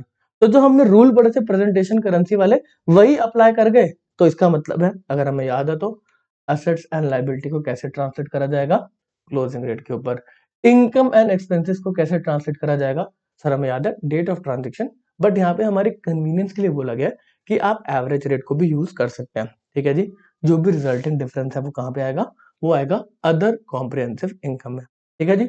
तो यहाँ पे हमें आगे पढ़ने की जरूरत नहीं है, यहाँ पे बता दिए प्रेजेंटेशन वाले रूल्स पढ़े है ना, वही के वही आप अप्लाई कर दो। बट यहाँ पे दिक्कत आएगी एक केस के अंदर। ये केस क्या है कि जब आपके इंटर ग्रुप ट्रांजेक्शन है, मान लो मैंने उस फॉरेन ऑपरेशंस को यहाँ से एक्सपोर्ट कर रखे हैं, यहाँ से मैंने एक्सपोर्ट करे उसके लिए वो परचेज होगी ना, मेरे लिए सेल होगी उसके लिए परचेज होगी। अब अगर हम कंसोलिडेटेड बेसिस पे देखें तो हम दोनों ने थोड़ा ना कोई सेल परचेज करी, कंसोलिडेटेड बेसिस पे देखो आप और मैं एक ही है। ठीक है ना, आप और मैं मिलके काम कर रहे हैं। ठीक है जी। आपका नाम है, मेरा नाम है रमन, आपका नाम है श्याम। ठीक है ना। मैं कह रहा हूँ अपने लोगों को फाइनेंशियल स्टेटमेंट के अंदर कि मैंने सेल कर दी शाम को, ठीक है ना? शाम कह रहे हैं मैंने परचेज कर ली रमन से। अब इंडिपेंडेंट फाइनेंशियल स्टेटमेंट में, सेपरेट फाइनेंशियल स्टेटमेंट में मैं बोल सकता हूँ कि मैंने आपको सेल करी है। बट अगर हम दोनों मिलके एक ही फाइनेंशियल स्टेटमेंट बना रहे हैं, तो क्या कोई सेल हुई है? मैंने आपको सामान दिया, क्या मेरे लिए सेल, हम दोनों को मिला के सेल मानी जाएगी? जी, हम दोनों को मिला के सेल का मानेगी। मैंने सामान आपको दिया, आपने सामान ले लिया, हम दोनों को इकट्ठा करके हमने बाहर को सेल करी है? तो नहीं करी। तो यहाँ पे हम एलिमिनेट करते हैं इंट्रा ग्रुप जो बैलेंसेस है, इंट्रा ग्रुप जो ट्रांजेक्शन है। समझ में आती है बात? जी, मैंने इन्वेस्टमेंट करी, मैंने यहाँ से 1 करोड़ रुपए लगाया, मैंने 1 करोड़ की इन्वेस्टमेंट करी है। काम कहता है मेरे को 1 करोड़ रुपए मिल गए हैं। अब अगर हम दोनों को मिला के फाइनेंशियल स्टेटमेंट बनाएंगे, तो हमने कहाँ इन्वेस्टमेंट करी? अपने आप को ही तो पैसा दिया। 1 करोड़ रुपए राम के पास, उनसे शाम को दे दिए, और दोनों एक ही एंटिटी है, तो कोई इन्वेस्टमेंट नहीं हुई, ठीक है ना? तो यहाँ पे क्या बोला गया कि हमें एलिमिनेट करने intra group balances and intra group transaction, ठीक है ना? लॉजिक हमें समझ में आना चाहिए। अब दिक्कत की बात क्या है? कह रहे देखो हमने इंट्रा ग्रुप जो बैलेंसेस हैं, ट्रांजेक्शन है, उनको हटा दिया। बट कह रहे हैं यहाँ पे जो मॉनेटरी एसेट है, अब आपको याद आना चाहिए मॉनेटरी एसेट होते क्या है, जिसका fixed and determinable number of unit of currency आपको पता है। तो कह रहे हैं अगर इंट्रा ग्रुप मॉनेटरी एसेट है, तो कह रहे हैं उसको एलिमिनेट नहीं कर सकते हम उसके करेंसी फ्लक्चुएशन को। सर हमें बात समझ में नहीं आई। देखो, मैंने यहाँ से सेल करी यूएसए के अंदर मेरे फॉरेन ऑपरेशंस को, 1 लाख यूएस डॉलर की मैंने सेल करी। इंडिया के अंदर रेट चल रहा था 80 रुपीज का, तो मैंने 80 लाख रुपीज की यहाँ पे सेल्स रिकॉर्ड कर ली, ठीक है ना? 80 लाख रुपीज की सेल्स रिकॉर्ड कर ली। जो फॉरेन ऑपरेशन था उसने परचेज करा था 1 लाख यूएस डॉलर का, वो 1 लाख यूएस डॉलर ही दिखाएगा, उसने तो परचेज 1 लाख यूएस डॉलर की टर्म्स में ही करा है। अब देखो at the end of financial statement जब हम इसको क्लोज कर रहे हैं, तो फिर भी मेरी जो कंपनी है, मेरे को फॉरेन करेंसी का एक्सपोजर तो है ना, मेरे को अभी भी 1 लाख यूएस डॉलर ही मिलने हैं। ये वाली एंटिटी, ये वाली जो एंट्री है, ये दोनों खत्म हो जाएंगी कि मेरी 80 लाख रुपीस की सेल है, इसकी 1 लाख यूएस डॉलर की परचेज है, ये दोनों एलिमिनेट हो जाएंगी क्योंकि सेल परचेज तो मानी नहीं जाएगी। बट फिर भी मेरी एंटिटी को अभी फॉरेन एक्सचेंज का एक्सपोजर है, अभी मेरे को 1 लाख यूएस डॉलर मेरी एंटिटी से मिलने हैं। इसमें क्या पता पैसा ज्यादा मिले, क्या पता कम मिले, एक्सचेंज रेट के फर्क होने से। इसलिए ये जो इंट्रा ग्रुप मॉनेटरी आइटम है, intra group monetary asset liability है, इसके अंदर हमें रिकॉग्नाइज करना पड़ेगा एक्सचेंज डिफरेंस के प्रॉफिट एंड लॉस को। एक्सचेंज डिफरेंस ये सीधा प्रॉफिट एंड लॉस में जाएगा। एक बार पढ़ेंगे फिर से। हाउएवर, पहले तो कह रहा है जो आपके इंट्रा ग्रुप बैलेंस है, इंटर ग्रुप ट्रांजेक्शन है, उसको एलिमिनेट कर दो। फिर ये स्टैंडर्ड बोल रहा है, देखो हम बताना चाहते हैं हाउएवर जो इंट्रा ग्रुप मॉनेटरी एसेट है, मतलब मैंने सेल्स करी, मेरे लिए ट्रेड रिसीवेबल है, उसके लिए पेबल है, जो फॉरेन एंटिटी है, तो कह रहे उनका जो भी टर्म को हम एलिमिनेट डायरेक्टली नहीं कर सकते without showing the result of currency fluctuation in the consolidated financial statement. जी, मेरे को अगर हम मिक्स भी कर लेंगे, फिर भी जो इंडियन एंटिटी है उसको अभी भी एक्सपोजर तो है ना डॉलर्स के अंदर, क्या पता ज्यादा मिले, क्या पता कम मिले। तो यहाँ पे अकॉर्डिंगली जो कंसोलिडेटेड फाइनेंशियल स्टेटमेंट होंगे, वो एक्सचेंज डिफरेंस को रिकॉग्नाइज करेंगे in profit and loss account. आपको लॉजिक समझ में आना चाहिए। हमारी एंट्रीज तो एलिमिनेट हो जाएंगी सेल्स परचेज की, बट फिर भी जो रिपोर्टिंग एंटिटी है उसको डॉलर्स के अंदर एक्सपोजर है, उसके अंदर प्रॉफिट या फिर नुकसान हो सकता है, जो बैलेंस शीट डेट है उस पे जब हम बना रहे हैं, तो उसको हम सीधा एक्सचेंज डिफरेंस को प्रॉफिट एंड लॉस में दिखाएंगे। अब बात को थोड़ा सा और आगे बढ़ाते हैं। अब देखो यहाँ पर है ना, जैसे मैंने इन्वेस्टमेंट करी फॉरेन एंटिटी में, इन्फोसिस ने इन्वेस्टमेंट कर दी $1 मिलियन की फॉरेन एंटिटी के अंदर जो यूएसए की एंटिटी है। ये तो सीधा हमने इन्वेस्टमेंट कर दी, इसको इक्विटी मिल गई। इसके साथ ये फॉरेन ऑपरेशंस वाले बोलते हैं जी $1 मिलियन से हमारा कोई काम नहीं होगा, हमें $500,000 का, $500,000 का हमें लोन भी दिया जाए, ठीक है ना, लोन दिया जाए हमें। ठीक है जी, यहाँ पे इन्फोसिस कह रहा है जो इन्वेस्टमेंट करी गई $1 मिलियन की, वो एक नॉन मॉनेटरी आइटम है। आगे हमें सर्टेनिटी नहीं है कि कितना पैसा हमें मिलने वाला है। मैंने इन्वेस्टमेंट कर दी, स्टॉक मार्केट में पैसा लगा दिया, कोई भी इन्वेस्टमेंट कर दी, सर्टेनिटी नहीं है कि कितना पैसा आगे मिलने वाला है, क्या पता बढ़ जाए, क्या पता कम हो जाए। वहीं अगर लोन की बात करें, तो लोन मैंने $500,000 का दिया, आगे जाके मेरे को लोन तो $500,000 का ही वापस मिलेगा, और अगर इंटरेस्ट वाली बात है तो इंटरेस्ट भी मिलेगा। बट यहाँ पे कहीं ना कहीं जो वो फॉरेन एंटिटी है ना, उसको $500,000 का लोन प्रोवाइड करा गया एज इन्वेस्टमेंट का टर्म्स। क्या पता मैं बोलूं यार लोन वापस मत करियो, तेरे को पैसे की रिक्वायरमेंट है, तेरे को आगे ग्रो करना है, बट है ये लोन, आगे जाकर देखेंगे कैश फ्लोज बढ़िया बन जाते हैं तो मेरे को ये वापस कर दियो। तो यहाँ पे इन्फोसिस ने लोन प्रोवाइड करा, बट उसमें कोई भी टर्म्स नहीं है कि कब देना है कैसे देना है। कह रहे ये कहीं ना कहीं इन्वेस्टमेंट का पार्ट है। आगे बढ़ते हैं, ये इन्वेस्टमेंट की बात पे क्या लिखा गया, exchange difference arising on a monetary item. Monetary item की बात करें, डिटरमाइनेबल नंबर में हमें पता है कितना यूनिट ऑफ करेंसी हमें मिलना है या फिर हमें देना है, that forms part of reporting entity net investment in foreign operations। तो ये लोन की ही बात कर रहा है, मॉनेटरी आइटम है ना लोन, कह रहे इन्वेस्टमेंट जो होगी उसकी तो सर्टेनिटी नहीं है कितना मिलेगा, बट लोन की तो सर्टेनिटी है, एक मॉनेटरी आइटम है, 500,000 की हमने नेट इन्वेस्टमेंट कर दी इन द फॉरेन ऑपरेशन। कह रहे इसको रिकॉग्नाइज करा जाएगा।